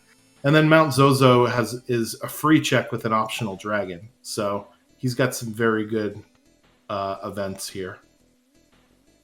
Yeah, the Espers are probably all in Cyan's Dream. Pepperoni 2 is saying that the Espers are all in Cyan's Dream. That would really make that makes sense because the seed is a Cyan's nightmare. It is Atma weapon, so at least we get some cool music to listen to. Yeah, but it's the lame Atma weapon. Yeah, that's true. It's fine. Magicite number 1 at Magitech number 1 for Falcon Hit. That is Starlet. Looks like Edgeworth is there too, though. It looks like perhaps after Magitech Factory, Edgeworth might be in go mode. Saberwolf resetting there. After finding out it is indeed Realm.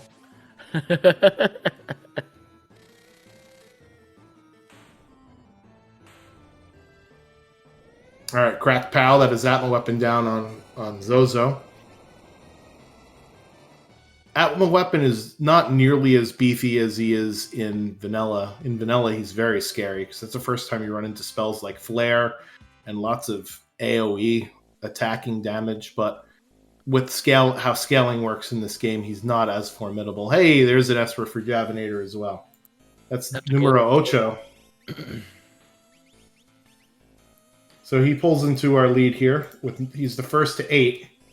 We've got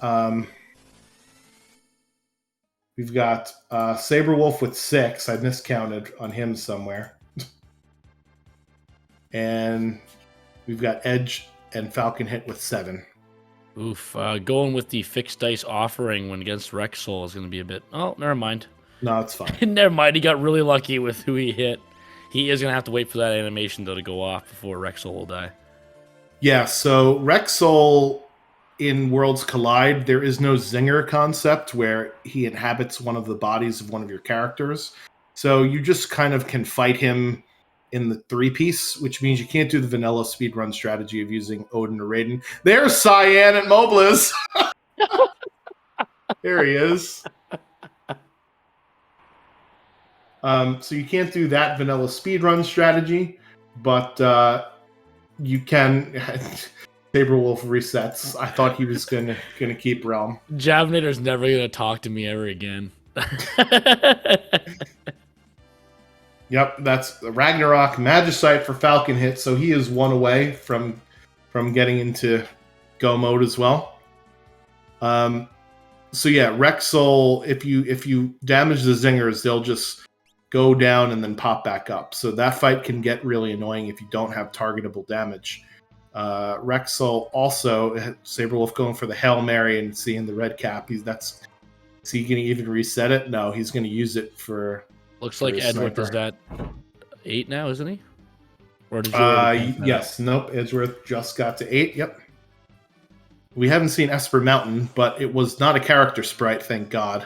So let's see. This is Narapa. Narapa immune to instant death, but you cannot cast spells on Narapa because Narapa has auto reflex. So don't use Doom. Don't do it. Swear, don't do it. You can use Odin or Raiden or X-Zone here. Yeah, Narapa the Rappa. Like that PlayStation game. Yep. Falcon Hit is going to be happy when he sees his Esper after climbing up Mount, or regular Zozo here, rather. And let's see what we get on Jav's screen. That is Magicite number 9. Hallelujah! We are in go mode at 1 hour, 21 minutes, and 20 seconds. Javinator needs to get the heck out of here. Actually, all things considered, 120 go mode is not terrible. It's just I'm so used to being in go mode like 15, 20 minutes ago. I think we're just thankful that somebody's in go mode at this moment in time. Yeah, so we'll see if Javinator heads right to the statues or if he does any shenanigans. I think with the amount of checks he's done and the amount of levels he's done, we don't need shenanigans. We're going straight to the statues. Let's get her done, as Look at all the some comedian says. Yeah. We could bring the whole. We're rolling deep up into Kefka's Tower. We'll bring the whole crew. Aside Javinator had the Yeti in his party for so long, and now he decides to leave the Yeti on the ship. That's some disrespect there. Yeah, he was a loyal comrade. Oh man. All right, and that is Edge in go mode with his 9 Vesper as well. Dueling Atma weapons on the bottom halves of your screens here. Let's see what Kefka's Tower has in store for us. Chatternook, which is not a fun boss. In Worlds Collide, we have a flag that gives Chatternook more demon. So this fight in Vanilla is notoriously awful because it switches forms between the girl form here, which is the unkillable form, and the demon form, which is the only form you could actually hurt. So it definitely helps out our runners a lot. So I wonder what Edgeworth is going for here. I think he's looking for a specific item, but I think he forgets where it is. Falcon Hit in go mode as well. 5 Magicites in Kefka's Tower, no big deal. You actually don't get rewards from beating the bosses inside of Kefka's Tower, except for the 2 dragons that are in the tower. Unfortunately. Womp, womp, womp. So believe it or not, after all that, we're going to have a pretty decent race.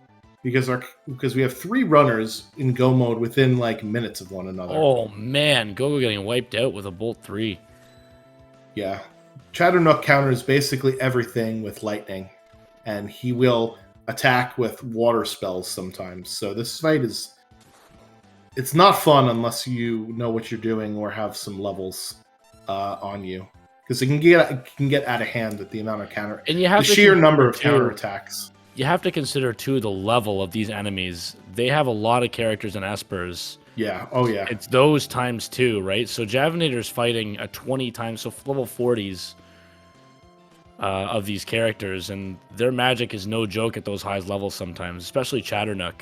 As you can see with the spells that he's casting, he's just instantly wiping out these characters. Come on, Shadow. Give us some high rolls. And Fixed Dice not helping at all.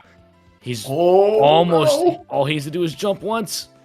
Prayer hands up in the chat for Jav now. Swap.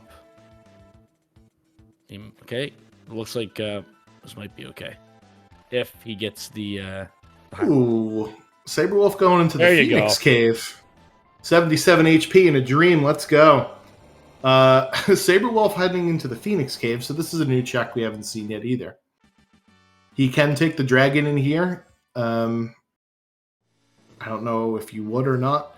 You have to kind of play games between the two parties and avoid the spikes, or you could just run right over the spikes and use a tent right before you hit the dragon, so we'll see what happens.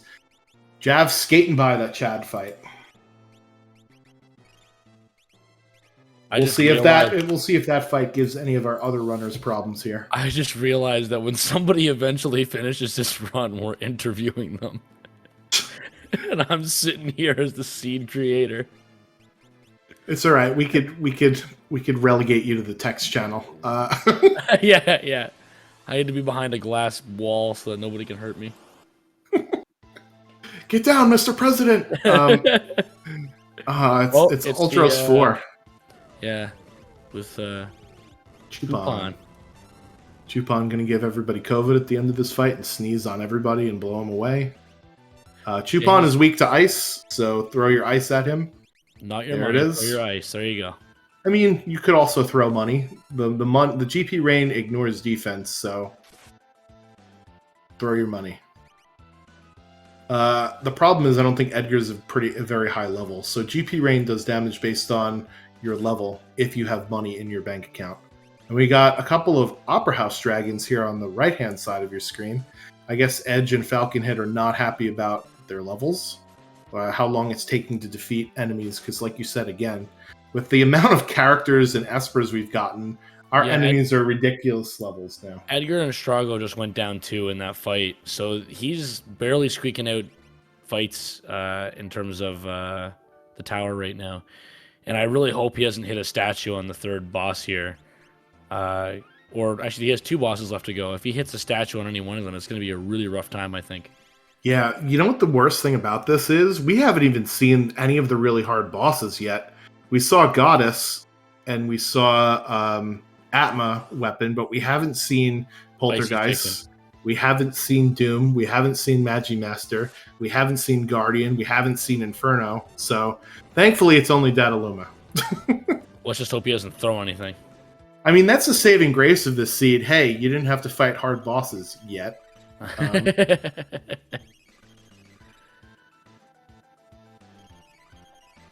All right. Dirt Dragons are down for our right-hand side runners. That's, in my opinion, the toughest dragon to take out. We'll counter with a very hard physical called Honed Tusk every time. Quake is usually a party wipe or a near party wipe. Surge does a lot of damage. Magnitude 8 does a lot of damage. It's just not fun. And if you want to get cheeky and use Float, the Dirt Dragon will actually ground you again. It's one of those annoying things. Hey! Exciting! We found him, guys! All characters! We found him! Oh my goodness. Don't worry, guys, we found him. Oh my goodness. He's just sitting on the group screen going, why? We know where all of the characters are in this seed. Holy cow. Oh my goodness. Oh my goodness. This is incredible. We found him. So good news, everybody in the chat. Your favorite character was available in this seed. Whether they're being used is a different story. What is your favorite character, by the way? I know you said yours was Setzer. What about the chat? In Worlds Collide, believe it or not, I love Gao. He's a real wild card. He could have 2 really bad abilities, or he could have, twice the chance at a great ability. And his checks are wonderful. The free check with the Velt, and then the Serpent Trench to level you up. It's a nice 1-2 punch, so that's why I like Gao. I just like my character, like Setzer, in terms of just he's got style. He's a gambler. He's got a really good personality. His writing is great. He's kind of a creep. An airship. So, well, yeah, but besides that, yeah. Non-pacifist Terra, the non-mobilist Terra. Yeah, as Number Play also points out, your least favorite character was also available in this seed.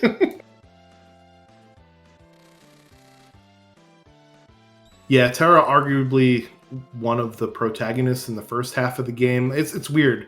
There's a lot of arguments as to who the protagonist in Final Fantasy VI is.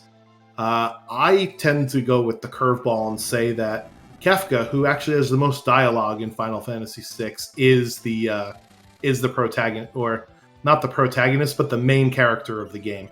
Right? There's Mog on the box. There's Terra, who the first half of the story is centered around. There's Celeste, who the second half of the story is centered around.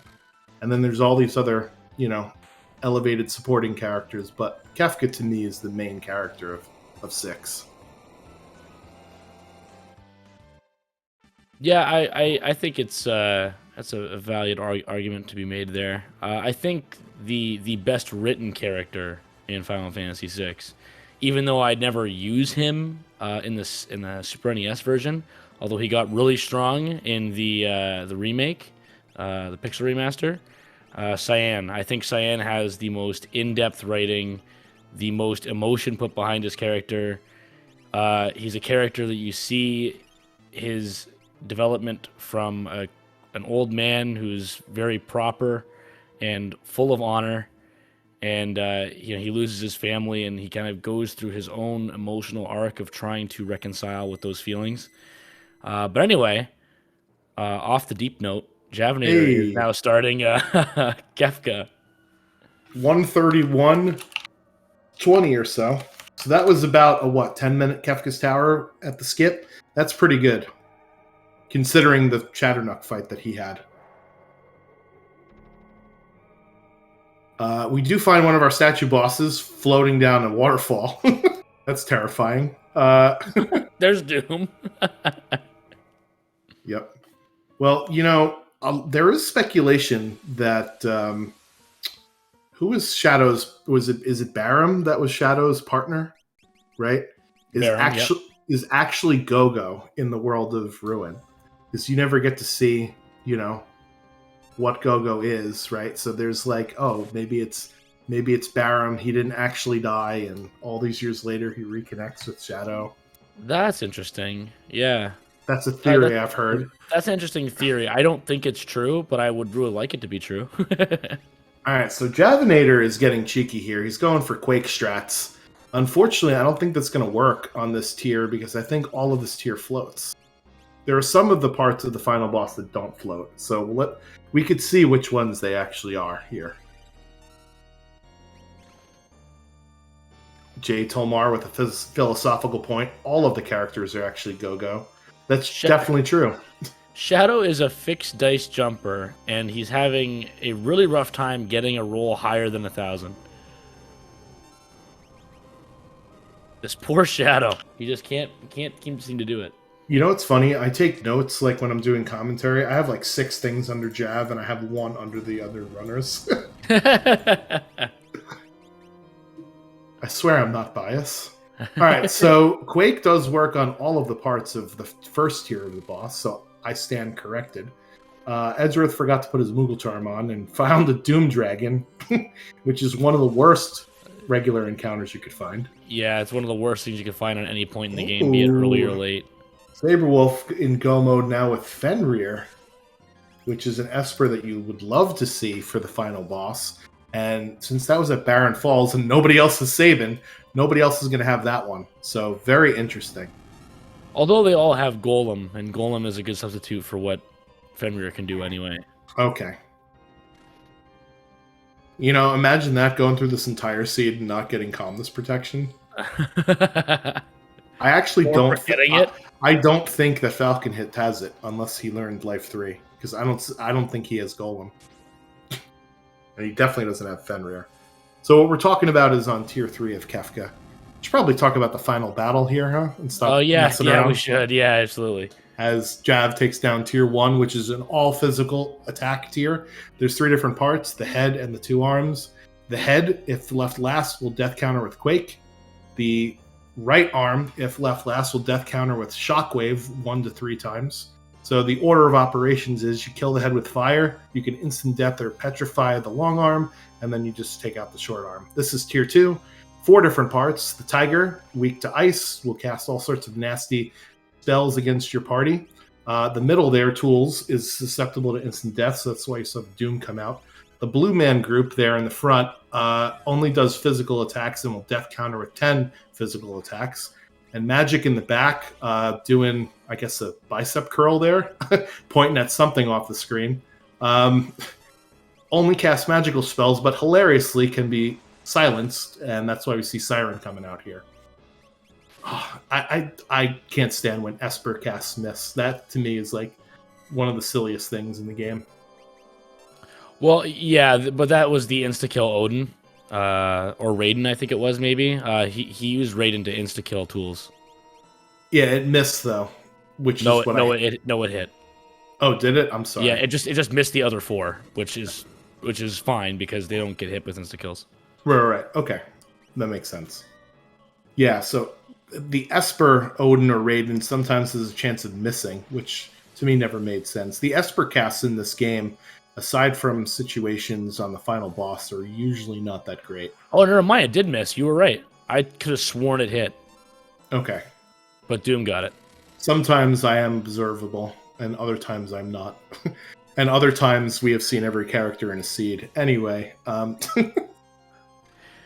Yeah, the tiger, by the way, can the one that's weak to ice, the one that's in the front there, also has a chance of using a zombie claw and zombifying one of your crew there, and that can be a big problem if you don't have the proper way of bringing them back from zombification. Yeah, that's a huge deal, especially if it's like, you know, your fixed dice user, as we've seen plenty of people use fixed dice in this game. Yeah. Yeah, Shadow. He's not doing a good time with the fixed dice. Shadow needs to hang out with Setzer a bit more, I guess. Falcon hit, by the way, is up to Final Kefka at 135.55, 136.55. So he is exactly 5.5 minutes behind Javinator. So if Javinator takes a wipe here, or if something crazy starts happening, Falcon hit can certainly catch up here. So the race is still on. Ultimate can always happen. Yep. Ultimate can always happen. Edgeworth is taking down Dullahan, which I believe is the last boss before stepping on the switches. So he'll be our third runner into this final battle here.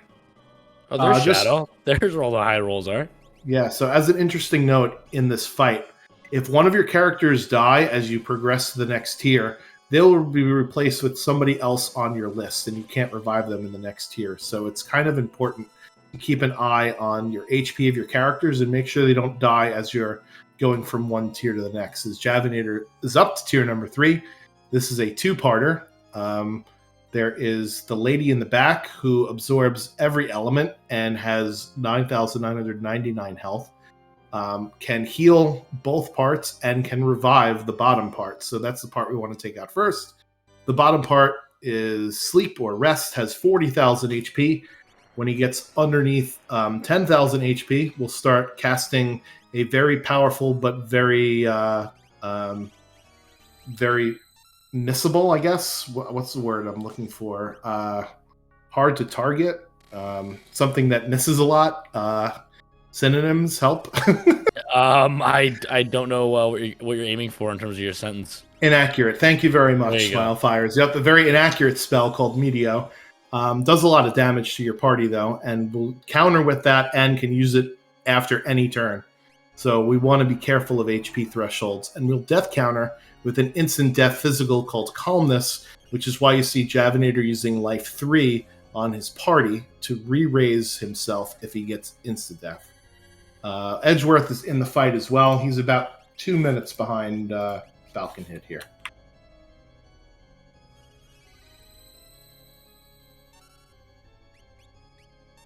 Saberwolf, meanwhile, is fighting one of our friendly octopi.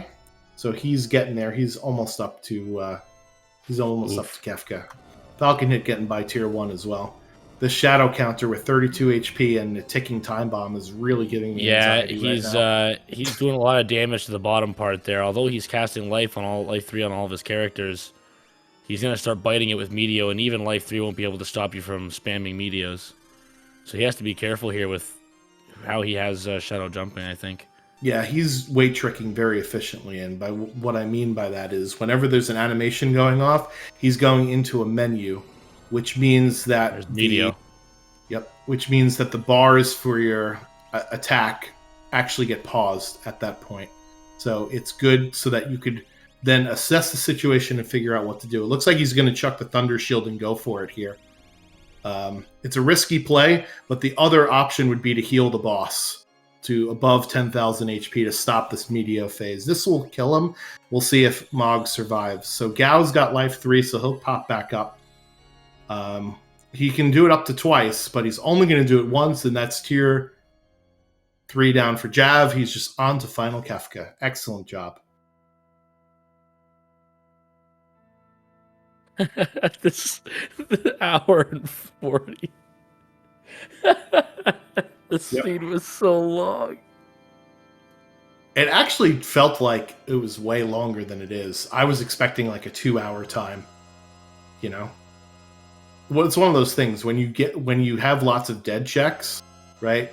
You will snowball your levels to beat bosses that much faster. So sometimes a dead check is not a bad thing. It's just not what you're looking for when you have double-digit characters basically in every case. Since Shadow is up in the air, he actually gets to come down before Kefka does anything. And it looks like there's a Palador cast here.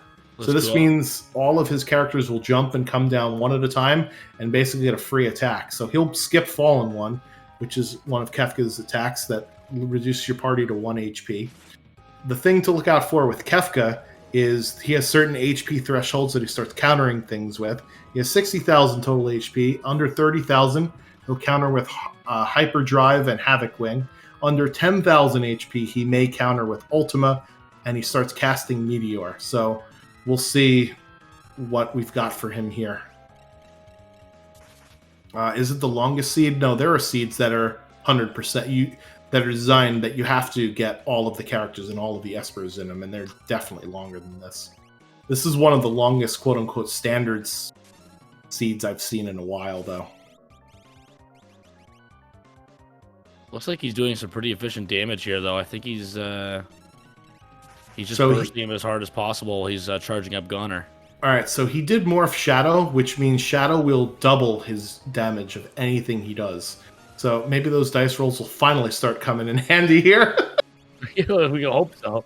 So Goner looks really cool, but it doesn't hurt all that much unless you don't have that much HP to begin with, unlike Gao and Mog there. Wow. There's the quad nines, Perfect. Finally. And there it is. Crack Pow GG's to Javinator, finishing with an official time of 1:42:43.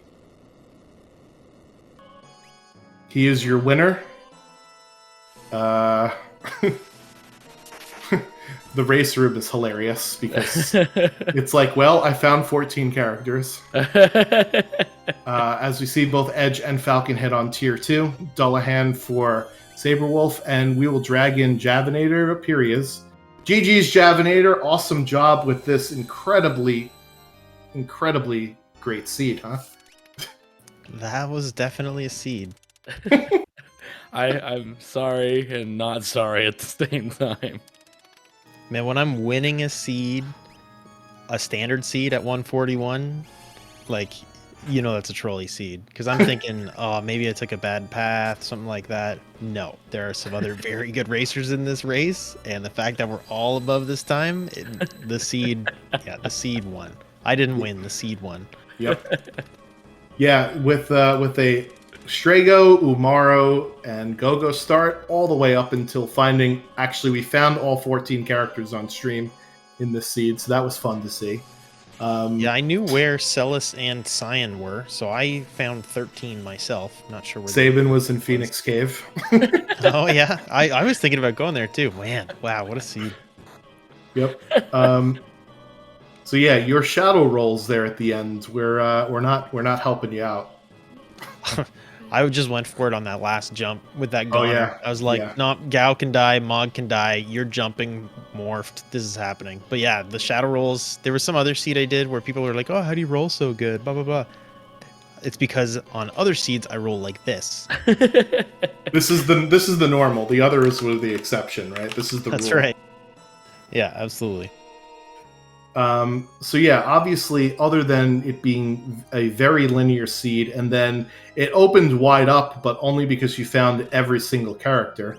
What is your strategy when you basically you find lots of characters and you still need a lot of espers? What do you change your routing based on which characters you have at that point? Yeah, definitely. So I definitely made some mistakes. But in general, the characters you get generally, not always, but generally will lead you to more characters, right? Because the seed is longer than it is wide, if that makes sense. So it's almost better if you're looking for espers to do the checks for the characters you already have, as opposed to doing the new checks available from the characters you just got, because those are a lot more likely to have characters. That said, the other thing is heavily prioritizing your peekable checks. So the things that you can look for, where you can see a result ahead of time, and prioritizing those ahead of time so you can reset out of them. The only reason I actually got Locke at the end there was because I knew he had some real quick checks. So I was like, well, it's an 11th character, I don't need him, but he's got some quick checks. Weapon shop was almost guaranteed to have an Esper, so I just picked him up. Yep. Master Mars does want to tell you that there were 2 Espers in the auction house. Yeah, I'm sure they would have still been there after I hit 6 imp robots, so I feel great about the decision not to do that. But I appreciate we did see 2. We did see 2 imp robots on the stream, so that was always fun. I think it was Edgeworth who was the one that got them. Yeah, I was honestly considering it. I was really considering it. It's almost a meme that I went to Floating Continent that late, but it was on purpose. You better believe I was laughing. I knew where 13 characters were, and 2 of them are guaranteed progression. So I knew at least one of them would be an Esper, and the other one was very likely to be an Esper. So I'm like, yep, this is long, but it's going to be 2 characters. Yep. Or 2 Espers, I mean. So I did that. I knew there was an Esper at the tower, but I had no magic that whole game. I didn't feel comfortable doing tower. Fanatics really Tower, yeah. So Falcon hit onto Final Kafka there, getting by a scary Meteo phase where Mog, similar to your Meteo phase of Tier 3, one of your characters get knocked down by Meteo. You didn't have enough time to cast Life 3, and thankfully Calmness did not affect that particular person. It hit somebody else. So good on Falcon hit. He should be finishing up here shortly.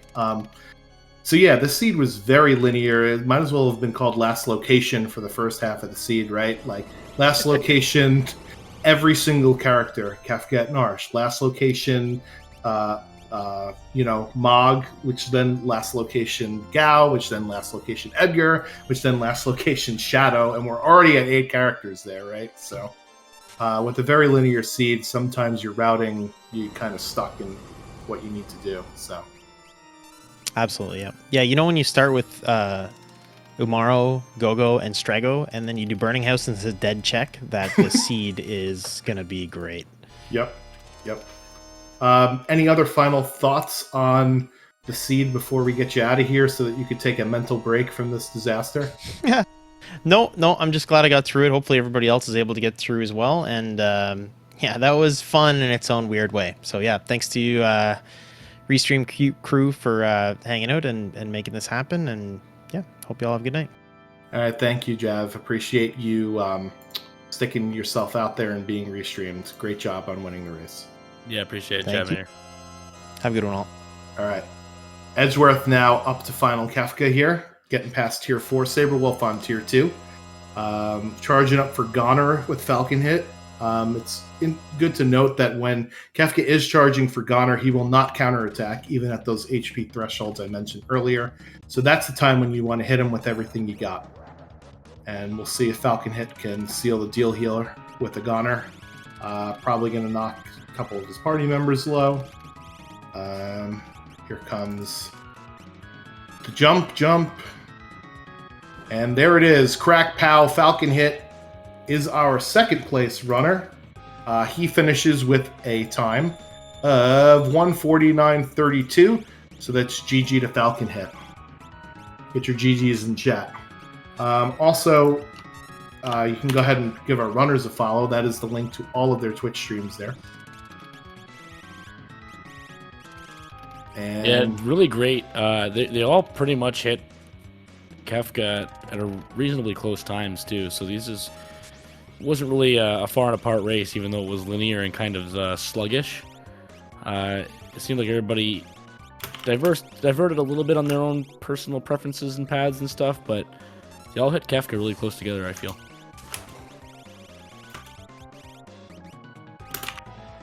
Super ball him. Super ball him. When in doubt, give him the balls. Fixed dice also hurts too. Oh yeah, that's gonna be beautiful. Look at those high rolls, baby. Wow, where were those for Jazz? Fixed dice, the best item in the game. And there it is, Edgeworth. Damn. GG's. He is done. Official time of 1:50.39, so about a 1 minute difference there. We have another runner off stream that also finished at 1:51.02. So a very tight spread between our second, third, fourth place finishers here in this particular race. That is awesome. Falcon Hit is in the booth, and we will join. What's up, Falcon Hit? GG's, congrats on your second place finish here. Thank you. Actually, just congratulations on finishing, period. End of discussion. Interview. It was such a struggle. I'm sorry, not sorry. I've never had such low offense for like 70% of the season. I was using fight commands with Strago against Tentacles because that was my best move. Yeah, it was definitely a little rough. As we also have Edgeworth in here. GG's Edgeworth, congratulations on your finish of the seed. Period. End of, Yeah, I know. I just feel like, normally like a participation pin would be patronizing, but not for this seed. Oh my God. You have no idea how happy I was to see that Esper with both Fire 3 and Ice 3.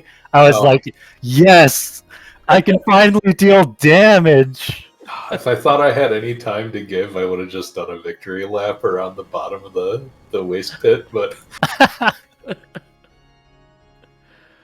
Yeah, so we'll first start with Falcon Hit. So you you actually went to oh no, I'm sorry, that was Edge that peaked the Monster in a Box early for offering. So tell us about, I guess, your strategy, going through this seed. You we ended up like with such a linear path. What do you usually do in that particular case where you've found 9 characters before you can get to Espers? And unfortunately, Saberwolf taking a wipe there, and he is going to call it a day. I don't hate the play there, especially with this particular seed. I'm sorry, but not sorry for rolling this seed like this. It was so entertaining to watch. There was like a solid 15-minute period where I just. All right, I think Swack's mic's cut out there, or is that just me? Oh, nope, that was me. That was my internet. Yep, Sorry, no, I was crying laughing for like 15 minutes. It was so entertaining to watch you guys keep, like, you guys would all of you would, and this includes Javinator too. All of you guys would like see a character, like you'd pick a character, and you guys would stand there for like 2 seconds and just think about, should I reset or should I just grab the character? Yeah, I felt the same way with Celeste. I was like, man, I wish I didn't grab Terra because then I could just get Celeste. Yeah. Well, we did notice Edgeworth. He did peek the Velt Cave. He stared at Celeste for a minute. I don't know if you threw your controller and then when picked it up, or were you just like, man, I have so many characters already, but Celeste is Magitech Factory, and I can get 2 quick Espers out of that one. I mean, it was more like I was completely broken at this point, so it's probably like, I don't know, the first minute of the Benny Hill theme went through my head or something, but... Yeah. Also, shout out to you, talking to Relic Guy in the world of... world of Balance Out Figaro. Yeah, you need to talk to Relic Guy every once in a while. can we remove that, please? Yo, sick. Also, could you tell how tilted I was where I talked to the call engine guy to go underground, hit continue, and then it went back, and then I had to talk to him again, and Oh I my didn't God, even I know. missed that. I didn't even know that if you talk to him twice, you actually go to call engine, Yeah, Yes, you you and do. then you do. have yeah. that Yes, you all do. the way back, and I was like, this is actually torture. I totally missed that. I'm so sorry. I think that was the moment where other things were going on with the character things, and we were both laughing at just everybody hitting characters and just going, Did everybody find all 14 is my question. No, I think Nope. Saberwolf, you were the only runner that found all 14, or at least knew of the location of all 14 characters in the seed. Is Good. that a first for you? I get the freaking Pokemon award then. Thank you. Gotta Yeah, catch no. them all. Yeah, Professor Oak is very proud of you. Congratulations. My dreams did come true. I saw you were like, I saw you reset when you got Realm, and you're like, you know what? I don't really need Realm. I'm gonna just reset this year. It's like, oh, Realm, okay, reset. Oh, Celeste, okay, reset. Oh, Cyan, I can do Dream, but I'm gonna keep going. And then it's like Locke and Terra and Saban. I'm like, okay, that's it. I'm done. All right, so I guess we'll do a quick round table here, and then we'll get the heck out of here. Falconhead, is this the worst seed you've ever played? Yes or no? Yes, by a very long shot. Mostly because the offense was so bad in the mid game. Because I only had Bolt 2, and I was just like, well, I guess I'm just going to Bolt 2 everything to death. And then if I can't Bolt 2, I was so saved by Stray Cat. Cat Scratch just saved, carried me the mid game, and I was like, yes, finally some damage. Damage over 4,000. Yeah, Saberwolf was doing quad 9s on each sniper. It was beautiful to watch. I was Genji doing- glove yeah. sniper. Yeah, dual wielding snipers on Mog with Cat Scratch. Oh, So- so, snipers. Yes. Where were Bottom of the snipers? store. They were in one of the earlier shops. World of Ruin. I can never remember that town name. Is The it one in the Albrecht? southern part. Albrook. Oh, Yeah. I went there for Yeah. boots at the end of the game, and that's the only thing I was looking for, because then Edgar actually became a real character. Yep. So same question to you, Saberwolf. Worst seed you've played? By far. Yeah, And I mean, the offense was fine, though. I mean, no spells. That wasn't great. Yep. But You were one of the like- only runners that found Fenrir though in Barren Yep. Falls, so that was fun to see. oh yeah, I had the trifecta of Espers at least. But I just like at that point everybody finished. I was like, I don't care, screw it. I'm just gonna dump everything in. Yep. Double medio. Okay, I'm done. Yep. But offense was Don't fun. blame Like you I did Genji glove offering double fixed dice. I had the double sniper cat scratch Mog, and I had Edgar with a dragon horn and the dragon boots. So yeah, I Yep. was fine on offense. I just couldn't get the dang espers. So Edge, I don't recall if you did the initial Kefka Grand Prix or not. So this will influence this question, but is this the worst seed that you've ever played? I didn't do the initial Kefka Grand Prix, but it's not because I play tested the Bannon's Battle Plan tournament. So Oh no.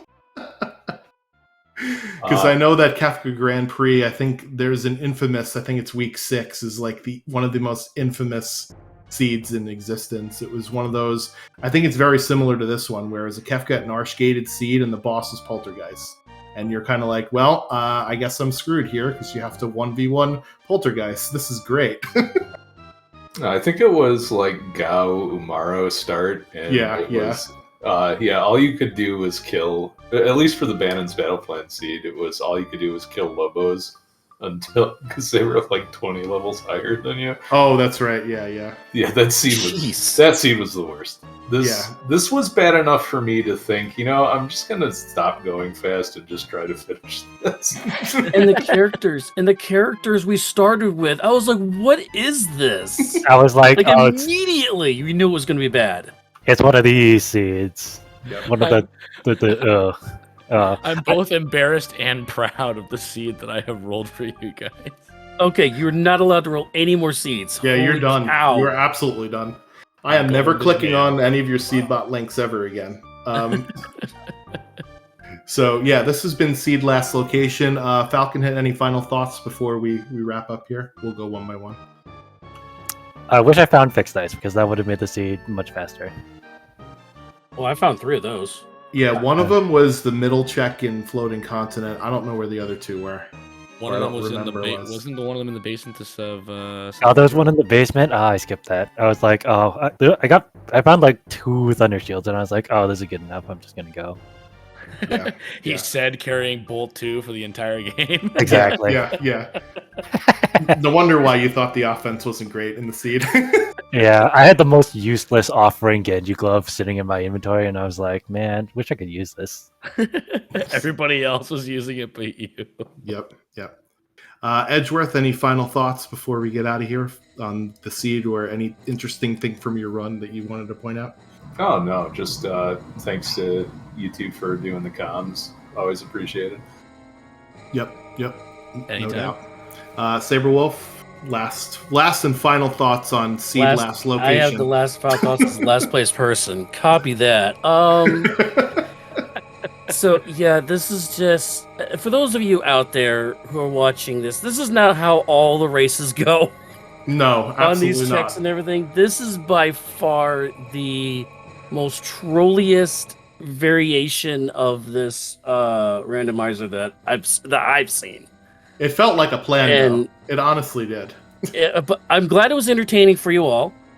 Oh, I mean, viewing that's what matters the this most. this was the best Seed I've ever viewed or commentated before. Oh, but if I ran it, I downloaded the Seed and I put it in the recycle bin about halfway through the run.